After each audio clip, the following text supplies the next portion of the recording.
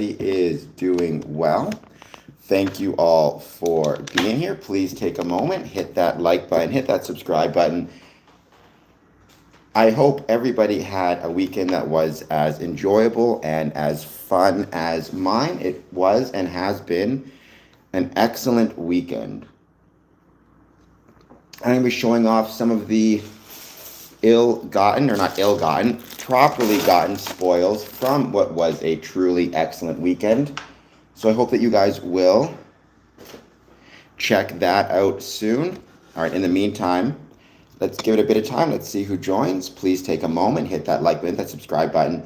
The first hour is just going to be hanging out. The second hour, second 60 minutes, I should say, we're going to start talking about specifically the Ontario 2026 budget. I've said it a million times, I'll say it a million more. You cannot separate the success of or the condition of a Masonic body from the conditions of the community in which it's located, be they economic, political, social, a combination of all three. Without question, the budget in Ontario reflects all three, and so I think it's worth exploring, especially because Ontario is my home.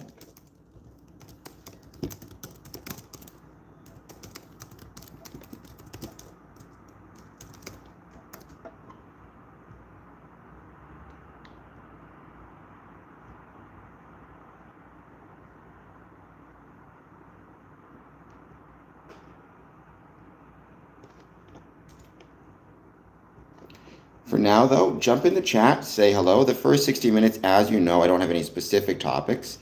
I just hang out and wait to see who joins, and we talk about whatever. So let's wait to see who joins. And please hit the like button, please hit the subscribe button. I had an excellent weekend. 2 days of professional wrestling with Maple Leaf Pro Wrestling, Ring of Honor. It was incredible, and I was grateful for the opportunity. It was so much fun. So yeah, let's see who joins. Hello, Dad. I hope you're doing well. I love you. Thank you for being here. Any plans for the weekend? I didn't wrestle. I refereed. I was the third man in the ring. Professional wrestling is a 3-person dance, or sometimes a 5-person dance. Actually, that's not true.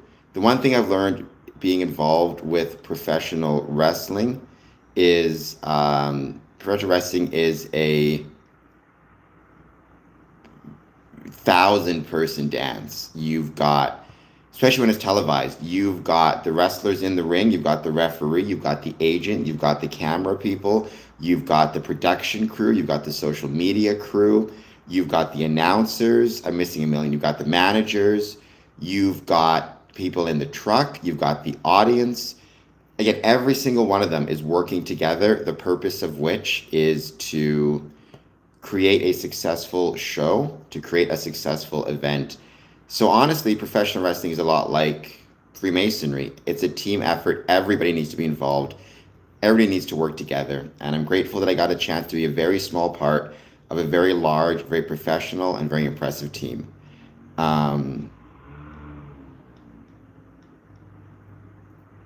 Elwich, Doctor, welcome. I have not. My focus is on Freemasonry. That keeps me busy enough. I don't have time to be joining anything else, but I appreciate the question nonetheless. I don't want to focus on anything other than Freemasonry and this channel. And honestly, I don't know anything about the Golden Dawn, so I can't say. But I'm not interested in joining any other groups at the moment. I mean, honestly, it's not a sensitive question. I appreciate you asking, but not really. I've never found it too difficult. It just takes, again, it's the training you have to do, right? That's what matters. You have to be willing to train. You have to be willing to take the training, and you're going to be okay.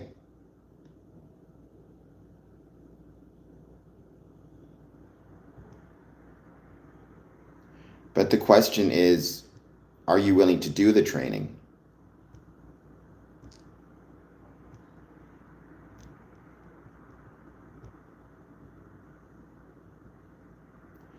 I don't know who that is, Cornbread, but welcome. I do know Cornbread, and I love cornbread very much.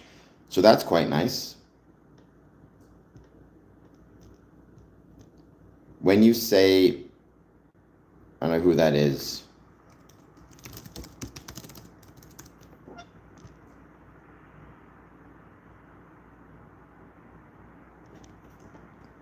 And we're going to give it some time. We're going to wait to see who joins. Please, once again, hit that like button, hit that subscribe button. We're here to talk about Freemasonry. So then you're not a fan of Freemasonry, I suppose, if that's the case. Why are you not a fan of Freemasonry? What's going on?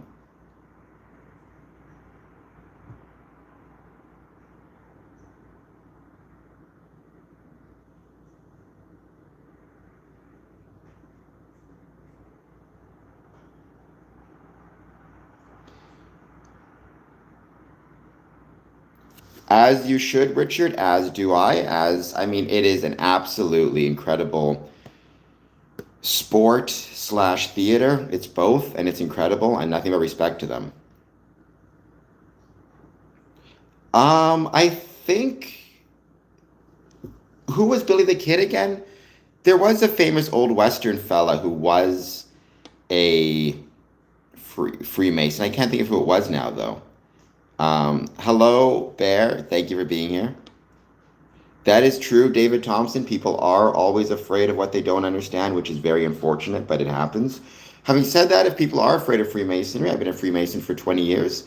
I don't know everything, but I can at least try to provide you guys with some information based on my experiences. I'm very sorry about that, Drumpel. What's going on? And is there anybody you can talk to about how you're feeling?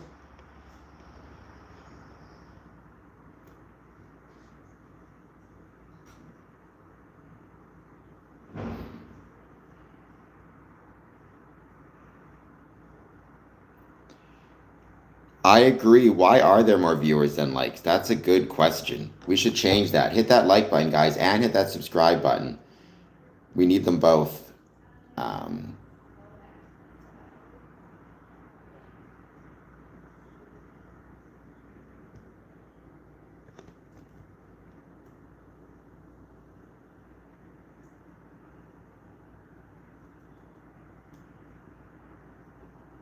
Let's get some more viewers. Let's get some more likes. Share this stream.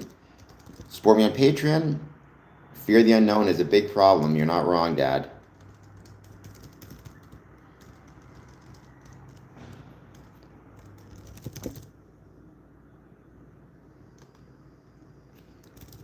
We're just still hanging out. We just see who joins. Again, the first 60 minutes, I don't have any specific topics. I just hang out with people, see who wants to chat.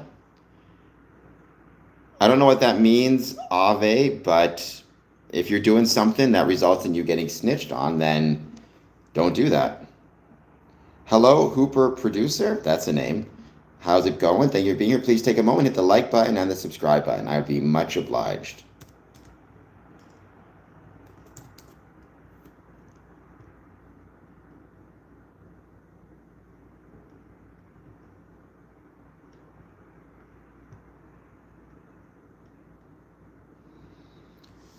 Well, Cornbread, he was wrong about all of the above. Freemasonry is not a Judeo organization. It's not a communist organization. I guess by definition, Freemasonry is a Masonic organization, and it is not a threat to any organization or any country in which it is located. So Cornbread, he was wrong. Hooper, thank you for being here. Please hit like and subscribe. I would be much obliged.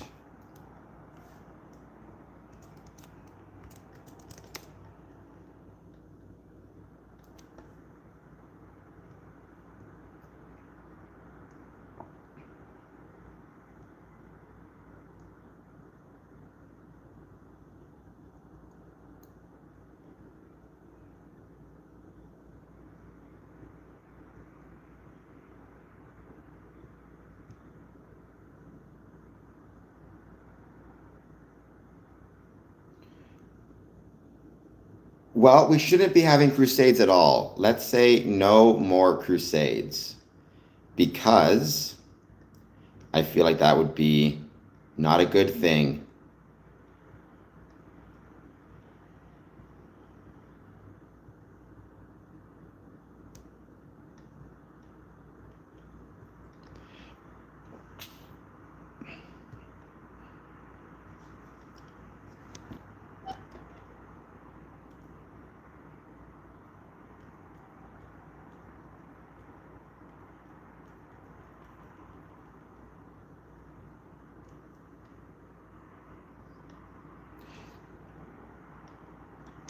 I mean, I think we've all got some fear, Dad.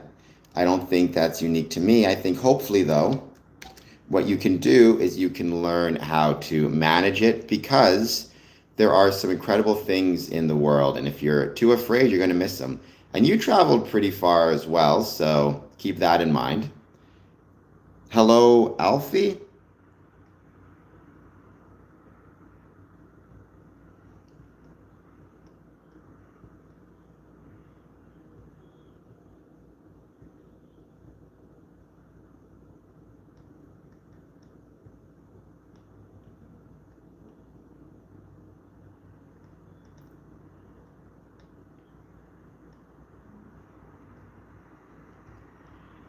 I hope you hit the like and subscribe button. And thank you again, everybody, for joining me. I hope you're all doing well.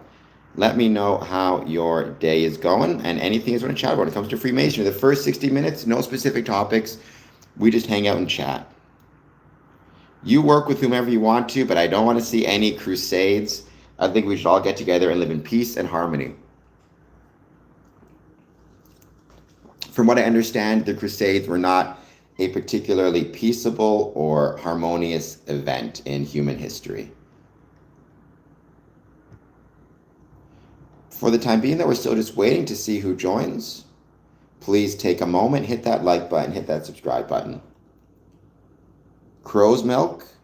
What is tactical and what is strategic? We talked to Freemasonry. Cornbread, that's an interesting statement. What do you mean by that?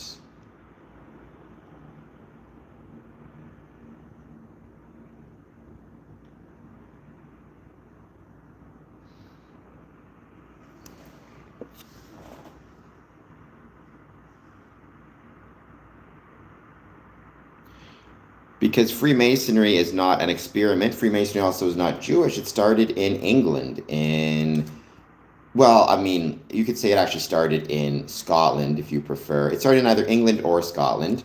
If you take the earliest date, it started 1634 in Scotland. So very hard to see how it is a science experiment of a Jewish science experiment or any type of science experiment.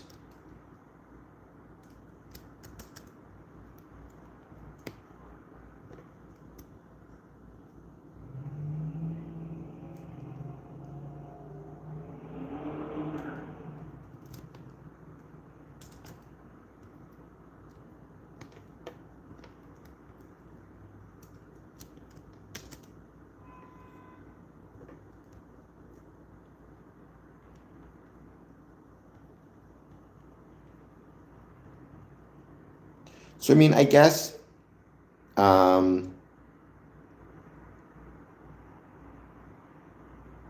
crow's milk. I'm not sure why you are referring or referencing strategic versus tactical in terms of this stream of Freemasonry. Are you saying that Freemasonry needs to be more tactical or more strategic? Mr. Keeps, were you at the fair? And if so, why don't you come by and say hello? I didn't see you there. At least I don't think I saw you there. But if you were there, then thank you for coming out. I really appreciate it. I do hope you enjoyed it. Which different groups did you talk to there? And were there any groups in particular that you really enjoyed speaking with?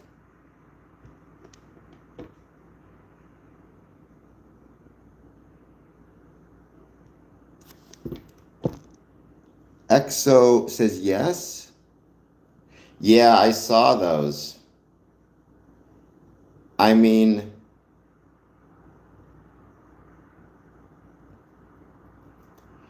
I'm personally, and once again, I've said this before, I am personally no fan necessarily of Donald Trump. Freemasonry is not political, so I'll leave it up to everybody to decide for themselves what they think of him. But it certainly is every American's right to protest any government official whom they so choose.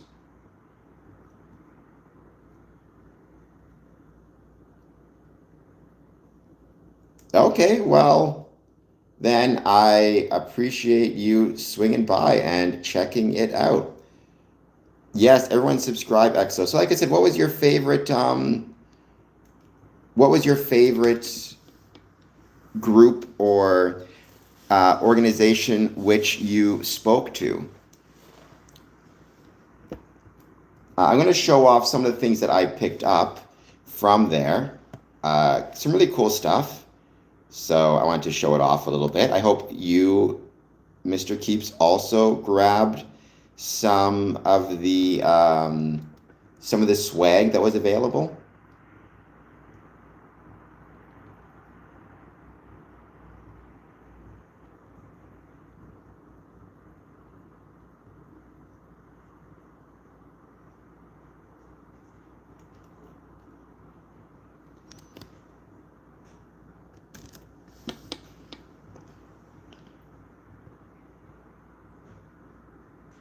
Hello, Gooey. Thank you again for being here. I hope that you're doing well.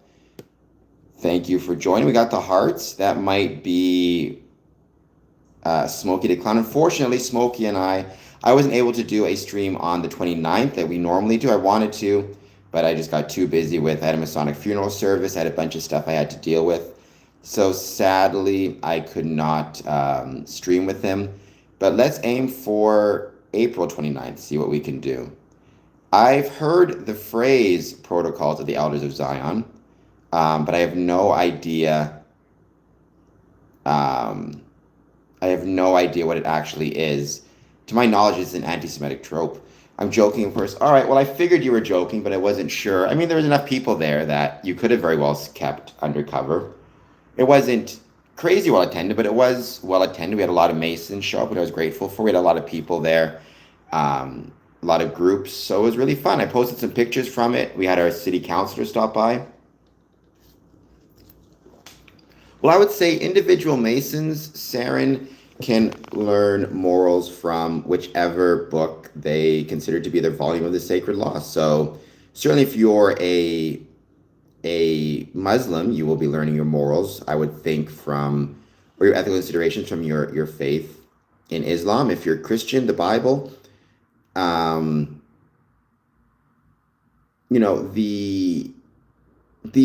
Within Freemasonry, even though a lot of Freemasons would describe it as a moral organization, or a system of morality almost, I tend to prefer thinking about it as a system of ethics.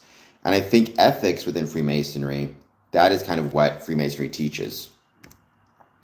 The shrine actually does take a great deal of symbolism, without a doubt, from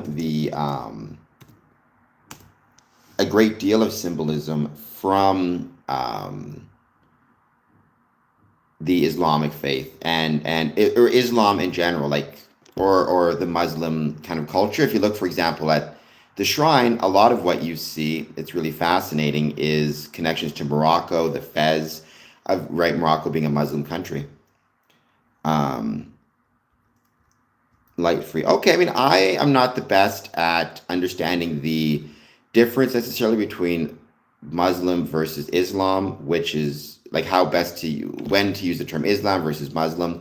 I will say I've known many, many brethren who are Muslim, many, many brethren who are from the Middle East. They are my brothers. They are my friends. They're a great part of the country. And yeah, a great part of my fraternity. So Crow's Milk. First of all, is this channel growing? Crow's Milk, please hit like and subscribe. Second, I mean, I think you're absolutely fair to ask that question. Freemasonry, at least in North America, is not growing. So are you suggesting, at least in my experience, are you suggesting we need to have more strategic planning in Freemasonry to help it grow? Or what is the thought that you've got? Or thought that you have there in terms of why you think Freemasonry is not growing? So what are some strategic ideas you might have as it relates to growing Freemasonry once again? So Islam is the name of the religion, and Muslims we call the followers of Islam. Okay, cool. Learn something new every day. Because like I said, I'm not going to pretend like I'm particularly the best at understanding these differences.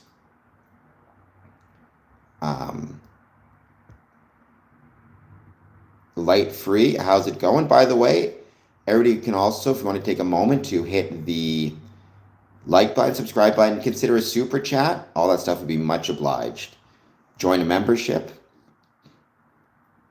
We're going to give it a bit more time. The first 60 minutes, I don't have any specific topics. We just hang out. It's the second 60 minutes when I have specific topics and I talk about, in this case, the Ontario Budget 2026. I mean, I can't speak to the episodes, but there are several connections between Batman in the comic books and Freemasonry. Let me actually get you the exact comic book. So, Batman Legends of the Dark Knight, 1996. He displays intimate knowledge of Masonic rituals and symbols to fight crime.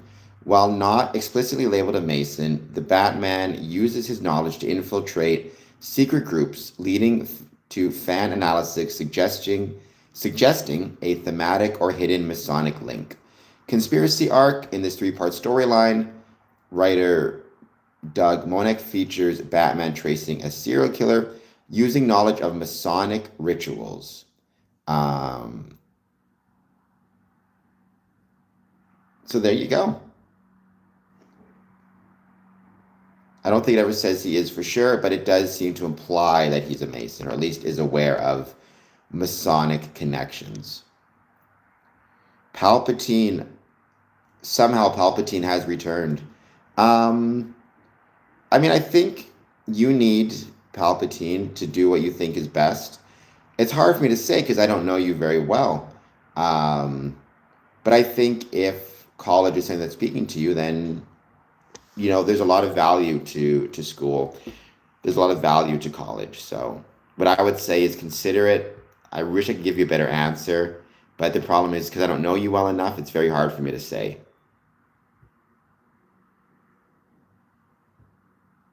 But I think it's not so much where you go, it's the attitude you take when you're going there. And I think whether you are going to college, university, or choosing to go right into work after school, if you approach it with a positive attitude and a healthy attitude, you're going to benefit from it greatly. So that is my opinion on that. Did he catch a Freemason? What was the name of the Freemason?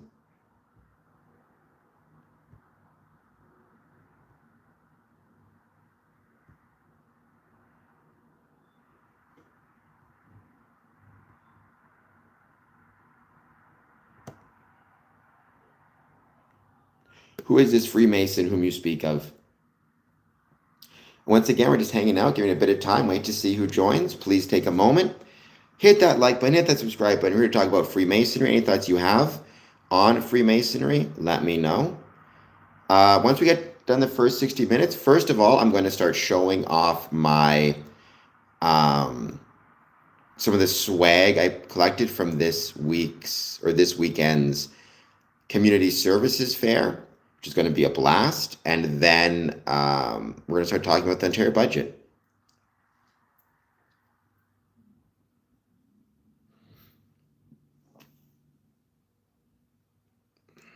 The causes are well documented. Well, keep in mind, Crow's Milk, the causes are well documented, not exclusively for Freemasonry, right? I mean,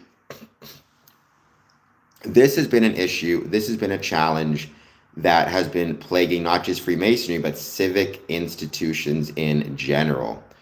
I think, by the way, Crow's Milk, you need to add a couple in there. Rising costs combined with the need to work more hours and have 2-income households.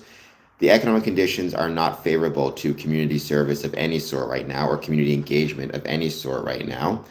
When you say slow adaptation to younger generations, you're not wrong. There's a reason why people like Clavicular, Andrew Tate are doing so much better than us in terms of attracting membership, but also online is infinitely more adaptable than in-person meetings, right? You can interact with Andrew Tate, you can interact with Clavicular, you can interact with all these people whenever you want. You just go online, and even if they post a video like this video, I post it now, you can interact with it 1, 2, 3 in the morning, 3 at night, 3 in the afternoon, I should say, anytime you so choose. And that can make you feel like you're interacting. Freemasonry, we have our meeting, it's scheduled. You either show up or you don't. So there is a big advantage to the online space and what it offers. What do you mean your whole life was an experiment? I don't think your whole life was an experiment. You're here now. Is this part of the experiment?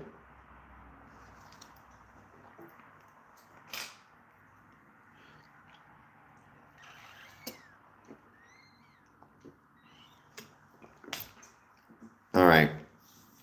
And we are still hanging out. We're starting to see who joins.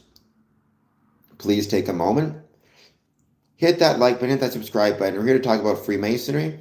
Any thoughts you have on Freemasonry, positive, negative, or neutral? I hope you'll let me know. Once we get to the hour mark, 60 minutes, we're going to start talking about, first we're going to show off what's in the bag, all the cool stuff I got at the community services fair, a lot of really cool stuff. And then we're going to start talking about the Ontario Budget 2026. There is just, or I shouldn't say just, there was the one symbol I saw, Certified Ripper, which was the villain wearing the ring, which honestly, I don't mind. I've never been one who minds when Freemasons are represented, let's say more negatively, if you will, in movies, because I think it's still advertisement. So, you know what? So be it. There are worse ways that we can be represented. And, you know, it's fun, and you don't take it too seriously. So I thought it was cool. And whether it's the villain wearing a Masonic ring or whether it's the hero who's a Freemason, I still think it's really cool, and I think it's interesting.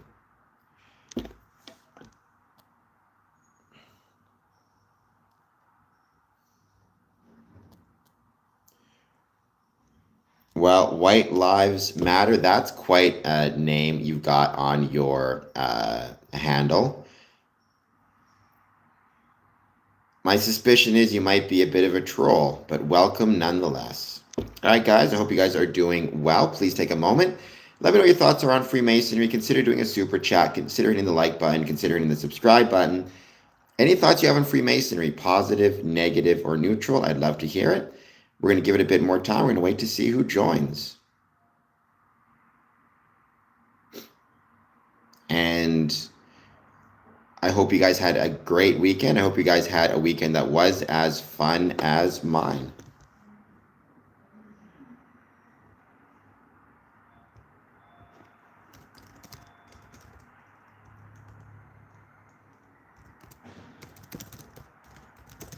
Don't forget, I have this new and very exciting promotion.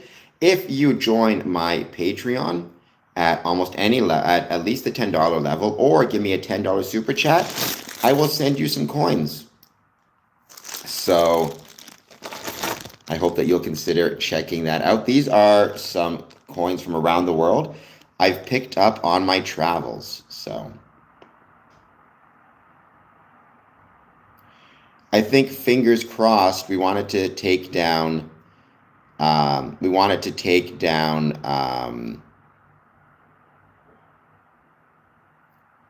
you know, cost for everybody as much as we can, because obviously and unfortunately things are getting more expensive.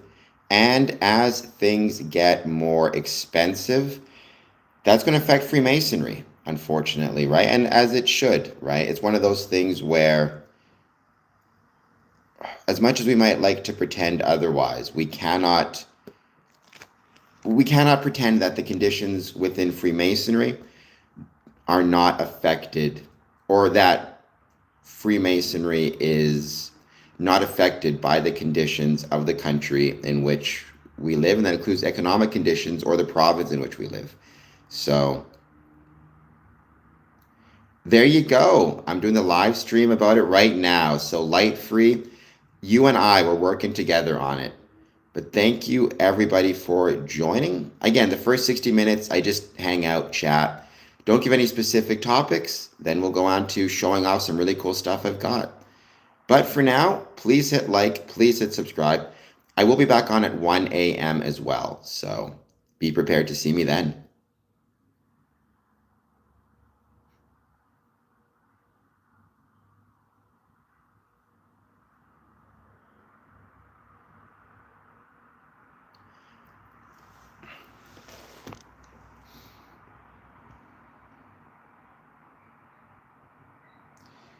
I mean, yeah, it's going to be more expensive, right? I mean, unfortunately, as much as people like to think otherwise, you know, we have to buy within Freemasonry, we have to buy food from somewhere.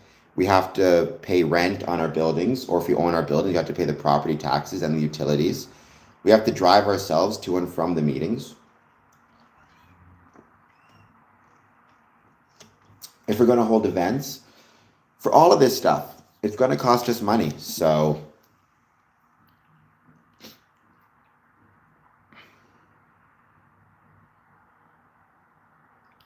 we have to be aware of or knowledgeable as it relates to the economic conditions we're facing. I think that includes being willing to take some time to study what's happening, budgets, economic reports, economic forecasts. There's a reason I kept talking about the price of oil and how much it was, or price of gas in the States, and how much it was increasing, right? Every time it goes up, it costs more money to drive to and from the lodge. At what point does it cost so much money people decide they're just not interested in joining anymore or taking part anymore? Or they want to, but they just can't afford the drive.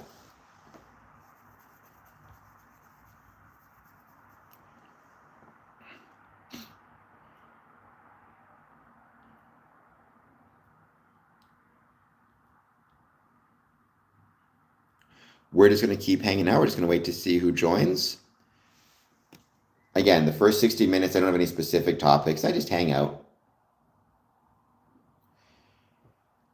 I mean, probably not, because light free, that would somewhat verge onto political discussions. Having said that, if there was, let's say, the need for charity, so let's say within an active war zone, there are groups, organizations, or even Masons asking for charitable contributions to help themselves or help those in the area, then we may discuss it in lodge in terms of donating. Like, for example, the Grand Lodge of Ukraine, which is recognized, when Russia first invaded, sent out a call for charity. So that got discussed in lodges. But if it's more the kind of political questions surrounding the war, then no, that wouldn't be discussed in a lodge. Now, they could be discussed outside of a lodge, after a lodge. It can be brought up for sure. Mr. Keeps, I mean,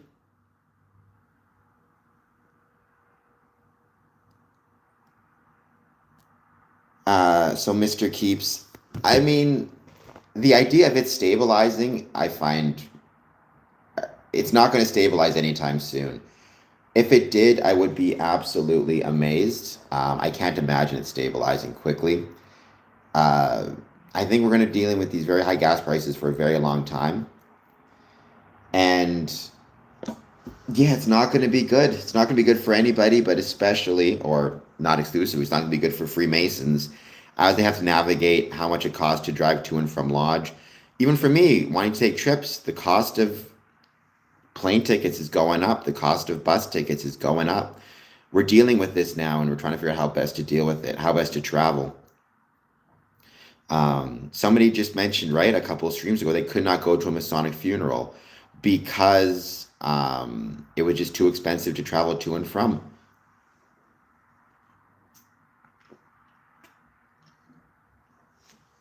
It's not going to be good. And I think if we do see ground troops in the Middle East, which we'll see, I think it's going to be a lot worse as well in terms of what it's going to mean for for our ability to, for not just gas prices, but for everything that's downstream of gas prices. Higher gas prices result in food being more expensive, results in transportation being more expensive, results in heating being more expensive, energy costs in general being more expensive. Freemasons are going to be affected by that. California's Discover Freemasonry campaign generated qualified leads for just... So when you say qualified leads, do you mean $7.94 per lead? And is a lead somebody approaching the lodge expressing an interest in joining? Also, what does a lead actually... Is a lead someone who approaches the lodge and expresses interest, or is a lead somebody who actually joins Freemasonry after seeing the campaign? I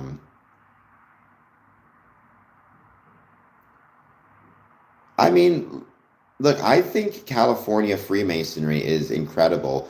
I guess it's really branded as Masons of California. I think their social media campaigns have been incredible. They've done a really, really great job. And, when people ask me, like, where do I want to look at for the best Masonic kind of social media campaigns, I think California needs to be looked at as one of the best. I think Texas, Brad Billings specifically, has done a really excellent job as it relates to events, public events. Most worshipful brother Brad Billings, former Grand Master, had some great events at the Alamo, incredibly well attended, did some great events in Gonzales. But California is doing a great job on social media. There's zero doubt. You can find them on social media. They're usually under the tag of Masons of California, like on X. You can also sign up for a lot of their newsletters. But if I recall correctly, on X, it's at Masons of CA.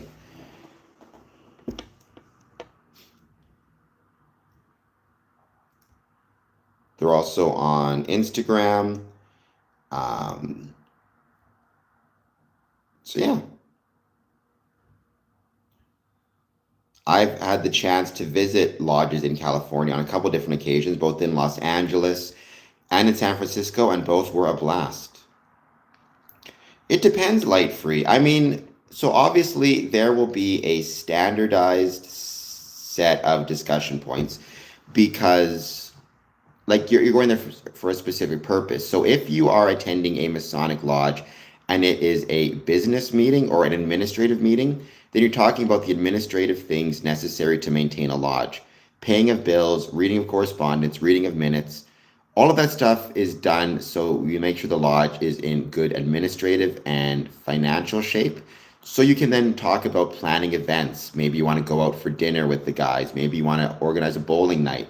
Maybe you want to have a banquet. Maybe you want to have a celebration of some sort. You may talk about who's not doing well, who's sick, whose family members are sick, and maybe how you can support them during a challenging time. You will also want to talk about what you have coming up. And then if you have a degree meeting, then you talk about the degree. Or you perform the degree for the new candidate, the new initiate coming through the lodge. And then after the lodge meeting, maybe going up for some refreshments, some coffee, some drinks, some food. At that point, you're probably talking about the same thing anybody else would be talking about: the price of gas, how expensive things are. You talk about what you would expect any group of guys to talk about: their family, their kids, what they have coming up, the local sports team, if they're doing well, not well. If they're not doing so well, you can commiserate together. Charity, sure. Like if we have any charities that we're looking at supporting, or maybe there's a brother who needs assistance, in which case it would be called benevolence. Hello, LC Fair. 0 times That is an example of a leading question. I've never witnessed a sacrifice of any sort, human or otherwise. The one thing we sacrifice in Freemasonry is our time, which, don't get me wrong, is a legitimate sacrifice, as much as you might like to think otherwise. Or people like to pretend like it's not. Sacrificing of your time for something is absolutely a legitimate sacrifice. And it's something that I'm proud I'm able to do for Freemasonry.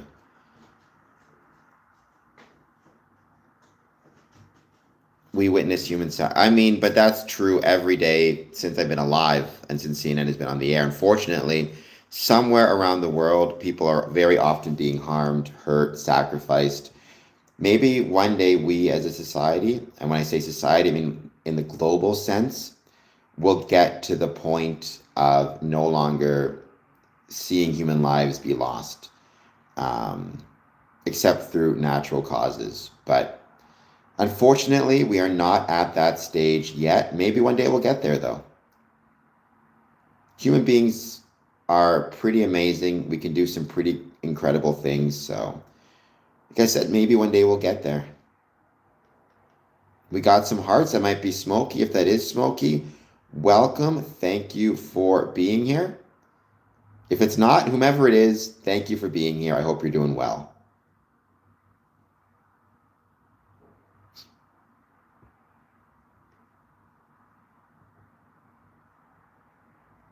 We will definitely have to organize some time with Smokey to clown again. I love doing my live streams with them. It's unfortunate I haven't been able to do it recently. I hope to get back to them next month. And on Wednesday, I'm likely doing a stream with my good friend Nicholas. We're going to talk about his novel. We're going to go on live stream on my personal channel. So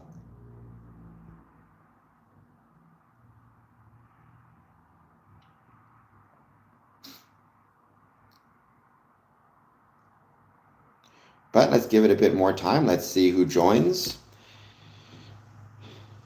I mean, I would say soldiers sacrifice their lives more for their countries or their nations or the political ideology of their leadership. They don't set the ideological rules. They don't set foreign policy. They just execute the foreign policy set by the political class, whether that political class be elected or whether it's whatever the ocracy is, whether it's democratically elected or whether it is a dictatorship or a theocracy. The soldiers are not necessarily the ones with the ideology. They're simply the ones who are executing the ideology of the leadership. My dad is a Freemason. Both my grandparents were Freemasons. Grandfathers were Freemasons. I've got an uncle, probably a great-grandfather, was a Freemason as well. So yeah, my poor mom, her dad was a Mason, her husband, her father-in-law, and her son. So she was surrounded by them.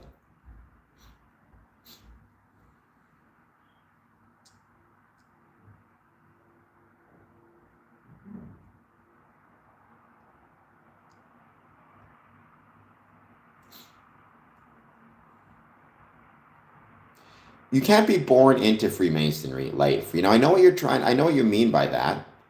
Um, like, I get it. But keep in mind, with Freemasonry, one of the greatest, most important things about Freemasonry, one of the things that matters the most about Freemasonry, is this idea that to be a Freemason, you have to be joining and be a Freemason of your own free will and accord. You can't be forcing people to join, nor can you have people join without their will. So, for example, if somebody's passed away, you couldn't make them an honorary Freemason because they're passed away, they can't consent to that. It would be against their wishes. Or make them a Freemason at sight or something like that. Right? So within Freemasonry, even if you have family members who are Freemasons, even if your dad is a Freemason, even if your dad and your grandfather and his father and his father and his father going back centuries were Freemasons, you're still not born into it. You can choose to become a Freemason or you can choose not to become a Freemason, right? The choice is yours. The difference with money is if you're born into a family and there's, your family's rich, you partake in the riches of that family right away. I mean, I suppose in some ways, if you're born into a family of Freemasons and the Freemasons are active, you do take part in like Christmas events. You may meet a lot of the Masonic brothers. You may go to social events, family events. So in that sense, you're kind of born into it, but you're not actually a Freemason just because your dad is a Freemason. You still have to choose to join.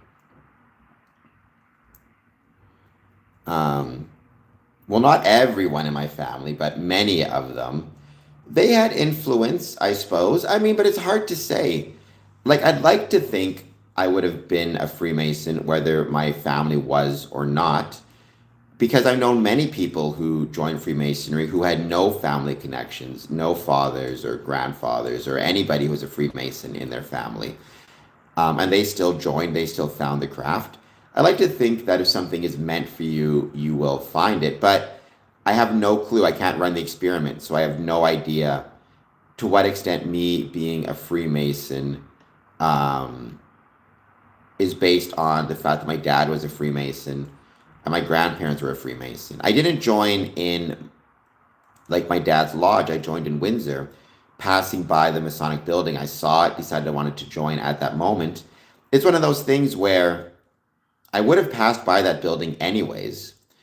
Um, if my dad wasn't a Freemason, would I have passed by the building and not considered joining, not given it another thought? Or either way, passing by it, would I have decided to join? I don't know, right? I don't think anybody can know. So I am a traveling man, both literally and metaphorically. Um, I love to travel. I consider myself grateful for the opportunities I've had to travel. Travel is an incredibly important part of being a Freemason, both literally and metaphorically. Well, you may know some more who just haven't told you they're Freemasons. That's always possible. Although our numbers are dropping so ubiquitously, our numbers are dropping that it's very possible you don't know any other Freemasons. I'm grateful that you're here. I'm grateful that you know me. I really appreciate you being part of the channel and being part of my audience. Again, there have been plenty of people who've joined Freemasonry over the years who um, there are plenty of people who joined Freemasonry over the years who never had any connections to it, never knew any friends who were Freemasons or family members. They just happened to, for some reason, maybe they saw something, maybe they saw like the Masons of California, um, um, what's the word? Promotion of the craft or campaign, right? Maybe they were passing by a building. Maybe they went into a Masonic building for some type of public event. That's one of the reasons why I'm always arguing that we need to use our buildings for as many different public events as we can. Get people in it, get people through it, get people checking it out. The extent, like why people join, there's no single good answer. There's a million different reasons, but I'd like to think that if something is meant for you, it will find you when the time is right and when you're ready to join. Well, cornbread, someone lied to you. People can tell you whatever they want. That doesn't mean it's true. Look, I've got my water, so everybody should just be happy. I'm drinking water, being healthy.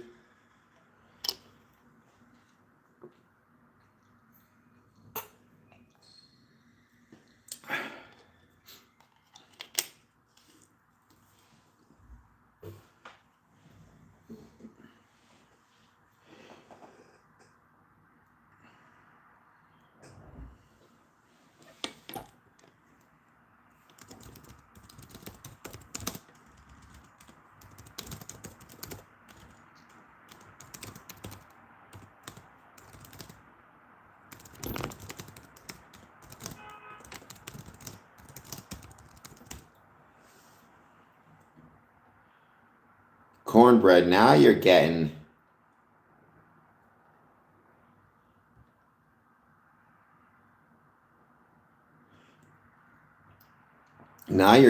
vaguely anti-Semitic. Freemasonry is not a Jewish organization. We have many Jewish members. I'm grateful for every member we have, whether they're Jewish, Muslim, Christian, Hindu, Sikh, or anything in between. But yeah, I'm not sure what you mean by that. It sounds concerning, though.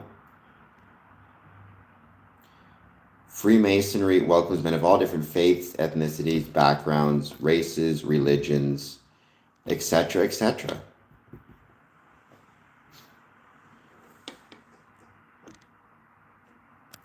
Cornbread, that is nothing to be proud of. You should reconsider the way you view the world. I think maybe some of the lessons of Freemasonry, specifically tolerance, kindness, respect for others, you should consider.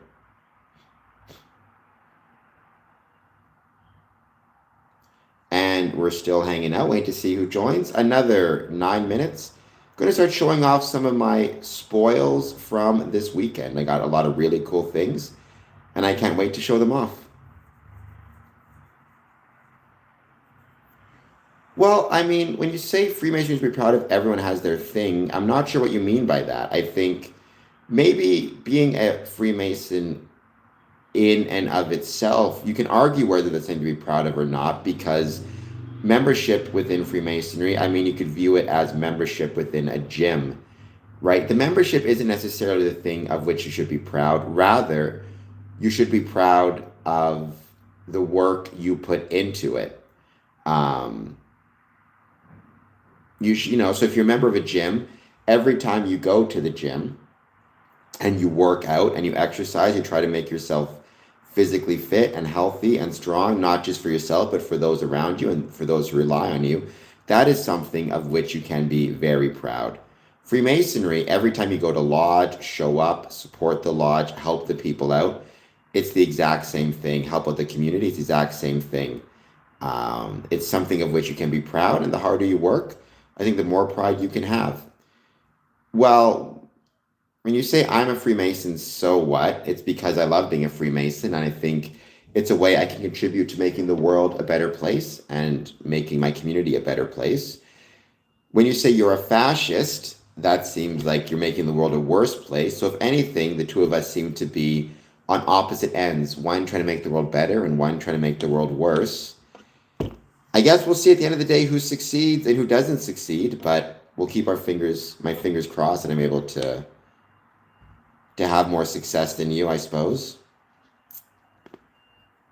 But I'm definitely proud of the work I've put into it. Well, and obviously you're going to think that, right? That's one of those things where there's very little I can say about that, because presumably, right, if you look at it philosophically, everybody thinks that they're doing the right thing. I guess what I would say is I cannot see a world in which fascism exists as being the better version, as opposed to the world in which fascism doesn't exist. But hey, I guess what I'll say is I'll keep doing my best, and you let the chips fall where they may. You're on my stream, Cornbread. You're a very strange person. You're on my stream at the moment. So technically everything you say is my beeswax by definition.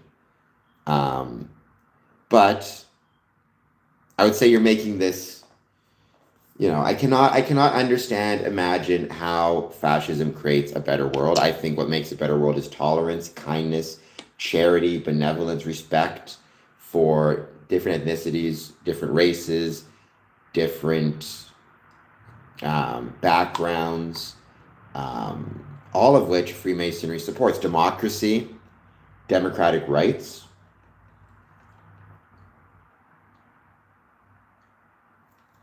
I have no idea what that is. What's up? What's up, No Filter Boss? Thank you for being here as always. I hope that you're doing well. Thank you for joining. Don't forget to hit that like button. Consider a super chat, just 99 cents. Helps out big time.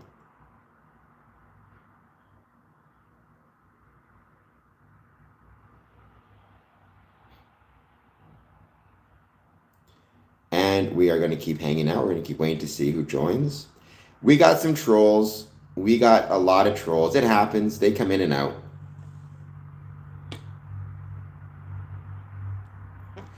Freemasonry is not a cult. You know it's not a cult, but nonetheless, you keep telling me, asking about the cult stuff. Freemasonry is not a cult, but I am still into Freemasonry. And in another 7 minutes, we're going to start talking about the main topic today, which is, first I'm going to show off all the things I got this weekend, specifically from the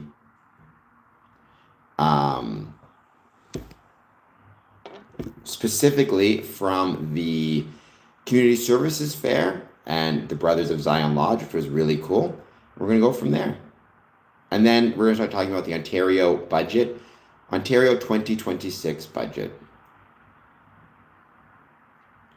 Well, now I can't blink at all because Lightfree's going to see that and try to come and protect me or something. No, I'm not trying to leave. If I wanted to leave, I could within Freemasonry. It's very, again, Freemasonry does not simply promote joining of your own free will and accord. It also ensures that people remain Freemasons of their own will and accord. If you're leaving Freemasonry, if you want to leave Freemasonry because we're not a cult, you just leave Freemasonry, right? There's no rule that you stay against your wishes, nor should there be. Which place?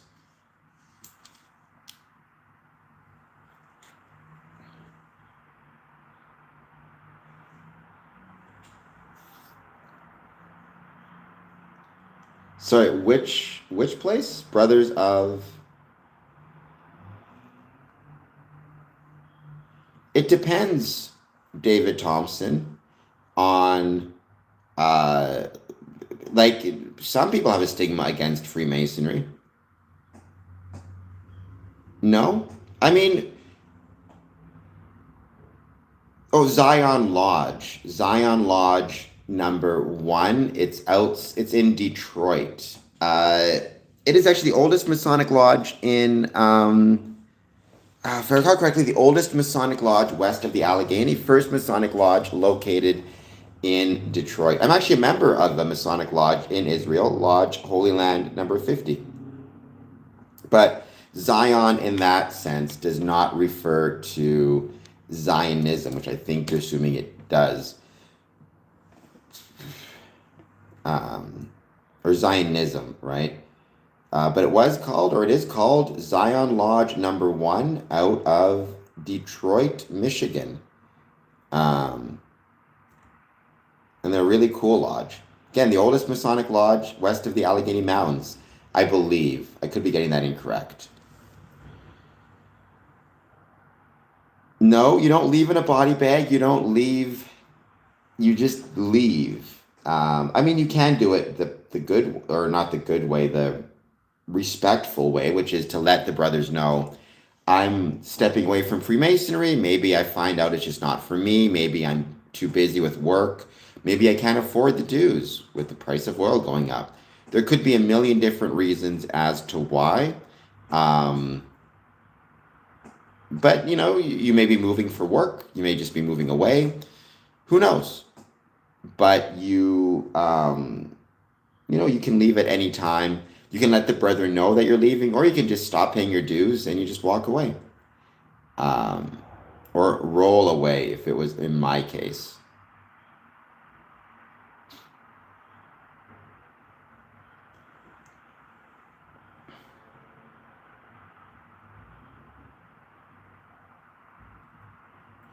Okay, we're going to start. First thing I wanted to do is show off some of these really cool items I picked up this weekend. I'm going to put these over here because I don't need those yet. All right, so as you know, on March 28th, I held a community services fair at the Windsor Masonic Temple. It was incredible.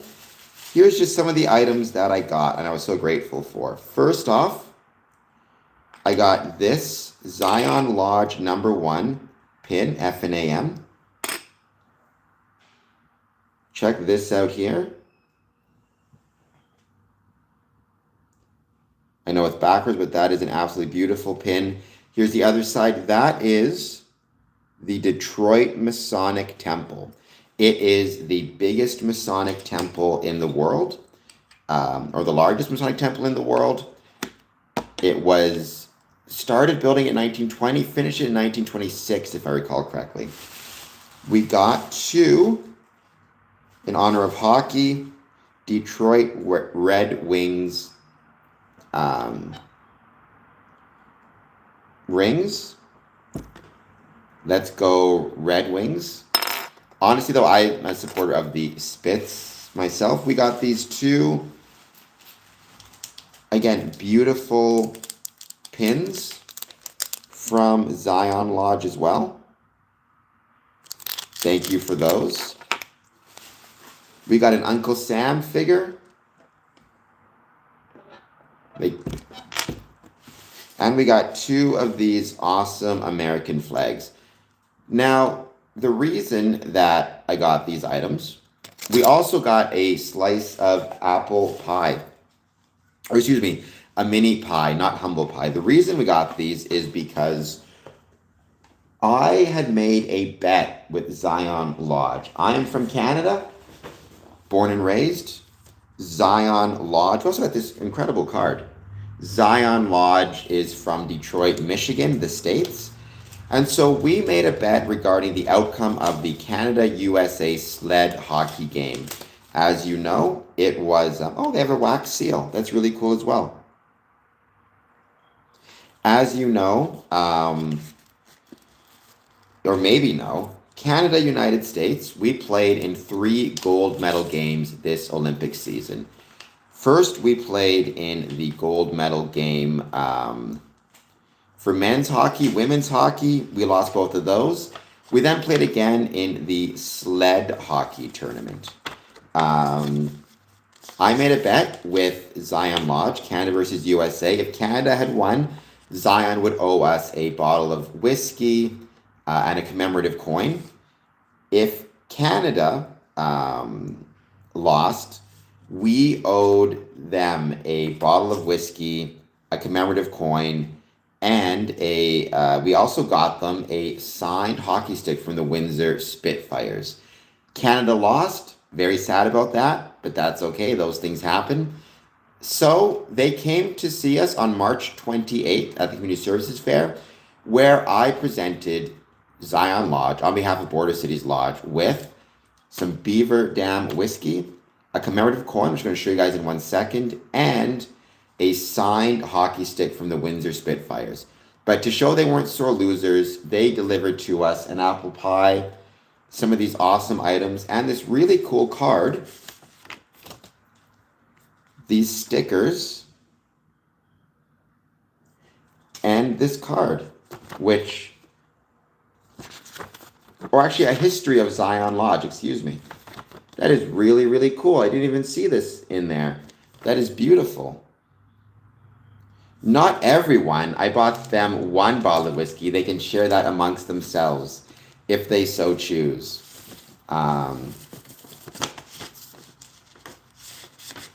It was nice whiskey though. Hey, and it supports Canada, or it supports a Canadian company.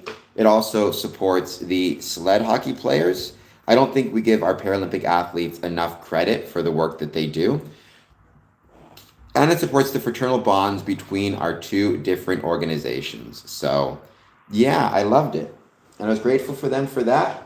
We also picked up, while I was there, some of these other really cool items. Let's see if I can find any more of them now. Just because I want to show off these community services. Hold on just 1 second.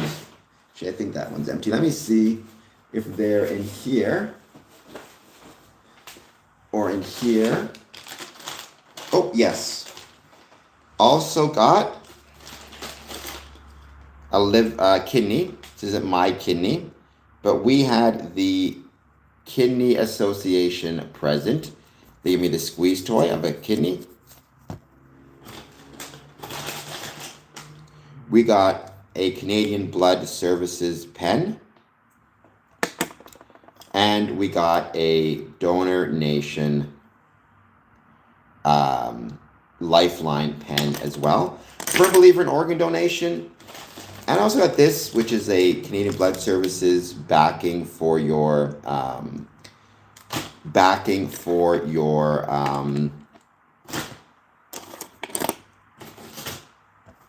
phone, to keep your phone upright. And then I also then attended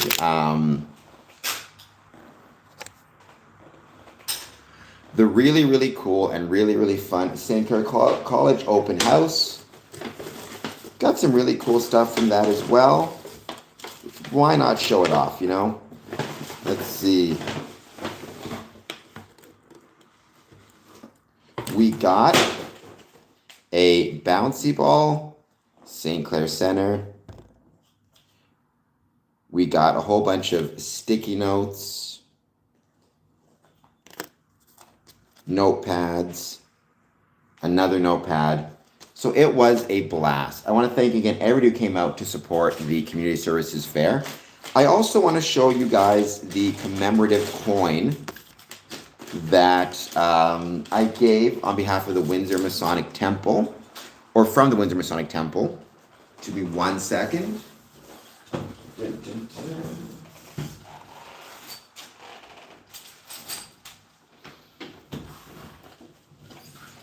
Another really cool thing about this is you'll notice on this coin, there's a maple leaf there.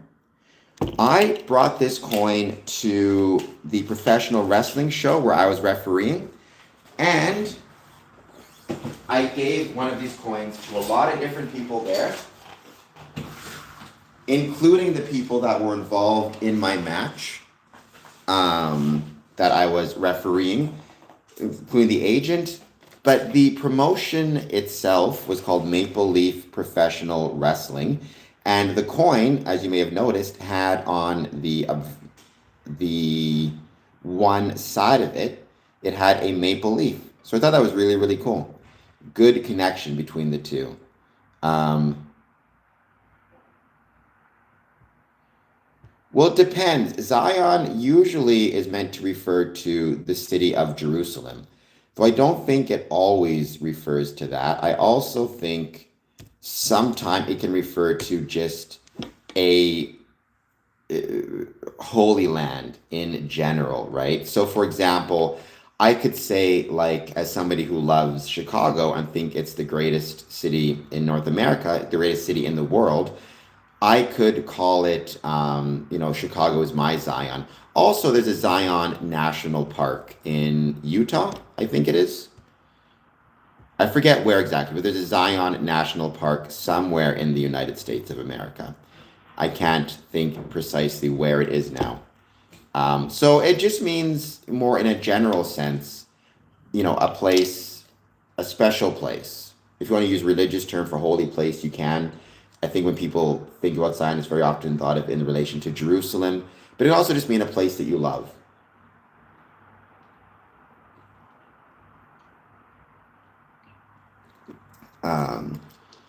Right? Freemasonry, certainly, King Solomon is an important figure within Freemasonry.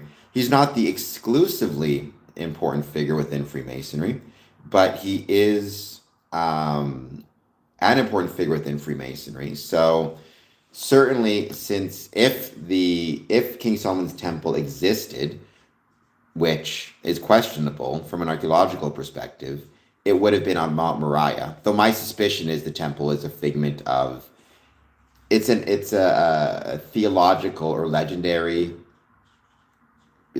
temple and never actually existed. Having said that, for decades, for centuries, people thought the same thing of Troy until it was discovered by an archaeologist in modern Turkey. So who knows? Maybe it is the case that there was an actual King Solomon's temple. I just find it very questionable because the archaeological evidence seems pretty, I guess let's call it inconclusive, might be the best way to describe it at the moment. Well, if the trope is Freemasonry, if the trope is Solomon is an important figure within Freemasonry, or King Solomon is an important figure within Freemasonry. That's not a trope, that's true. If the trope is Freemasonry is a Jewish organization, that's not true, because in the same way King Solomon is an important figure, ancient Egyptian Freemasons or stonemasons are important figures as well. So the Muses are important. Stoic philosophy is important. So you need to keep in mind, Freemasonry borrowed a great deal of its symbolism from a variety of sources, a variety of organizations, a variety of philosophies. King Solomon is simply one of many figures. All right, bye, Dad. Good to see you.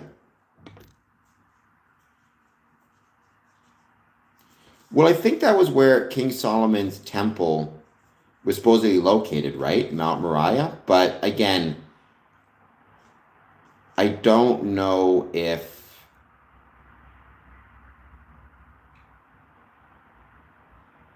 Well, it came from Hitler, right?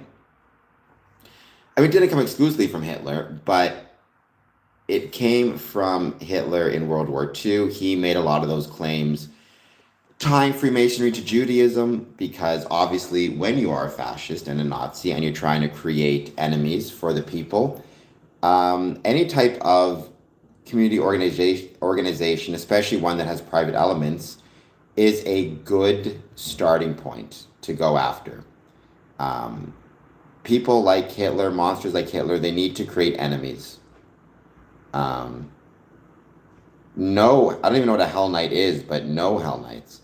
And honestly, Cornbread, I also think a big part of it is, well, H was a monster, and made the world a much worse place. I don't know what a Hell Knight is. Never heard of a Hell Knight. I don't know what that is. I would probably not want to join an organization that had a Hell Knight, because I've never heard of that before. So, I did want to talk once again about the 2026 Ontario budget. The Ontario government tabled a 2026 budget titled A Plan to Protect Ontario on March 26, 2026. Finance Minister Peter Bethnal Falvey, I can't pronounce that last name, please forgive me, delivered the budget speech to the legislature on 4 p.m. March 26th. Immediately following the budget release, Bill 97, Plan to Protect Ontario Act, Budget Measures, was introduced for first reading. While the budget is released in March, the implementing legislation usually passes in subsequent weeks. As of late March 2026, industry reports suggest that with a tight legislative calendar, including a break from June 8th to September 10th, the government might need to time allocate the bill to speed up the committee stages. Many measures such as tax changes, small business cuts, are proposed to come into force between April 1st, 2026 or July 1st, 2026. So at this point, the budget is not passed, but it has been read out. It has been tabled. Once again, the name of the budget or the title of the budget is A Plan to Protect Ontario. It was read out March 26, 2026 by the Finance Minister for the Government of Ontario, Peter Bethnal Falvey. I want to talk about some specific items within the budget that I believe are relevant to Freemasonry. I've said it a million times. I'll say it a million more times. You cannot separate the condition of a Masonic body or a Masonic lodge. No, because I feel like that's probably a bad thing to say. I don't know why. You cannot separate the condition of a Masonic lodge from the condition of the communities or the provinces or the states or the countries in which it's located. That includes the economic and political conditions therein. So the first thing I want to talk about is public transit measures within the budget. You know, we at the Windsor Masonic Temple have two transit stops located basically either directly in front of or to the side of our Masonic building. When I was first joined Freemasonry, it was transit that I used to get to and from my Masonic meetings, or I wheeled to and from the Masonic meetings, but very often I was reliant on transit. The more active transit you have within your communities, the more likely you're going to be able to get more membership within Freemasonry. This is especially true if you are dealing with younger people who maybe don't yet have the vehicles of their own, are themselves using public transit for transportation purposes or to get around. You absolutely, in those cases and in those instances, are going to be reliant on either public transit to get around, or you're going to be reliant upon your brothers to give you rides, or if you have to, bicycling, walking, whatever it might be. Within the 2026 budget of Ontario, there is a section entitled Building Transit, and it notes that approximately $63 billion over 10 years for public transit, with a variety of projects underway, including building the largest subway expansion in Canadian history, the Ontario Line, the Scarborough Subway Extension, the Eglinton Crosstown West Extension, and the Yonge North Subway Extension, as part of the government's plan to slash commute times across the Greater Toronto Area and promote integrated and efficient transportation service delivery, building and expanding light rail transit, opening the Finch West LRT and Eglinton Crosstown LRT, as well as advancing the Hamilton LRT and Hazel McCallum line into downtown Brampton and Mississauga, with plans to tunnel the Brampton portion of the line, which will provide more people with fast, affordable, and reliable transit, investing nearly $1 billion to help the Toronto Transit Commission purchase 55 new trains manufactured in Thunder Bay for Toronto's Line 2 subway, investing $850 million to refurbish GO Transit rail cars as part of the ongoing service expansion across the GO rail network, bringing back the Northlander in 2026, which will provide safe and reliable transportation options between Northern Ontario and Toronto with new, fully accessible state-of-the-art trains. I can tell you, every year in Ontario, our Grand Lodge annual communication takes place in Toronto or in the GTA. One of the biggest challenges is how expensive it is for people from Northern Ontario to travel to Toronto. There's not a ton of options. Those options are usually very expensive, especially if you're looking at flying in or driving with the cost of gas going up. Having safe and reliable transportation options between Northern Ontario and Toronto hopefully or may result in better ability for our Northern Ontario brethren to visit Toronto to attend the annual communication, which takes place every July. So I think that would be incredible. Speaking of northern and rural communities, again, there's a lot of Freemasonry in northern and rural communities.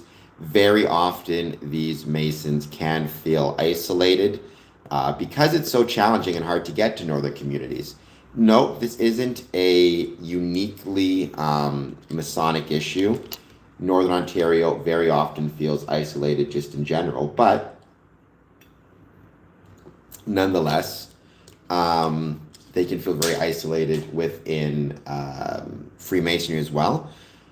Within the budget, Ontario, this is page 72, Ontario is also continuing to support the financial sustainability of small northern and rural municipalities across the province by enhancing the Ontario Municipal Partnership Fund through an increase to the program of $100 million over 2 years and bringing the total funding envelope to $600 million annually.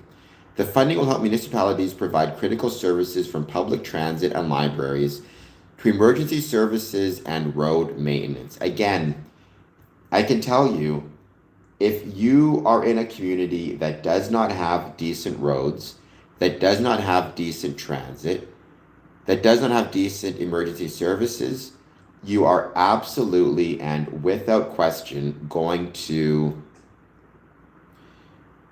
see a significant decline in your ability to attract and maintain new Masonic members and maintain existing Masonic members.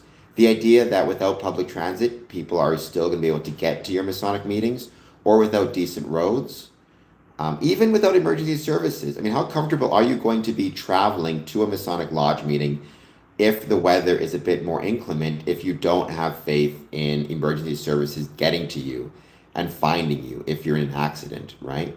All this stuff matters. All this stuff is important.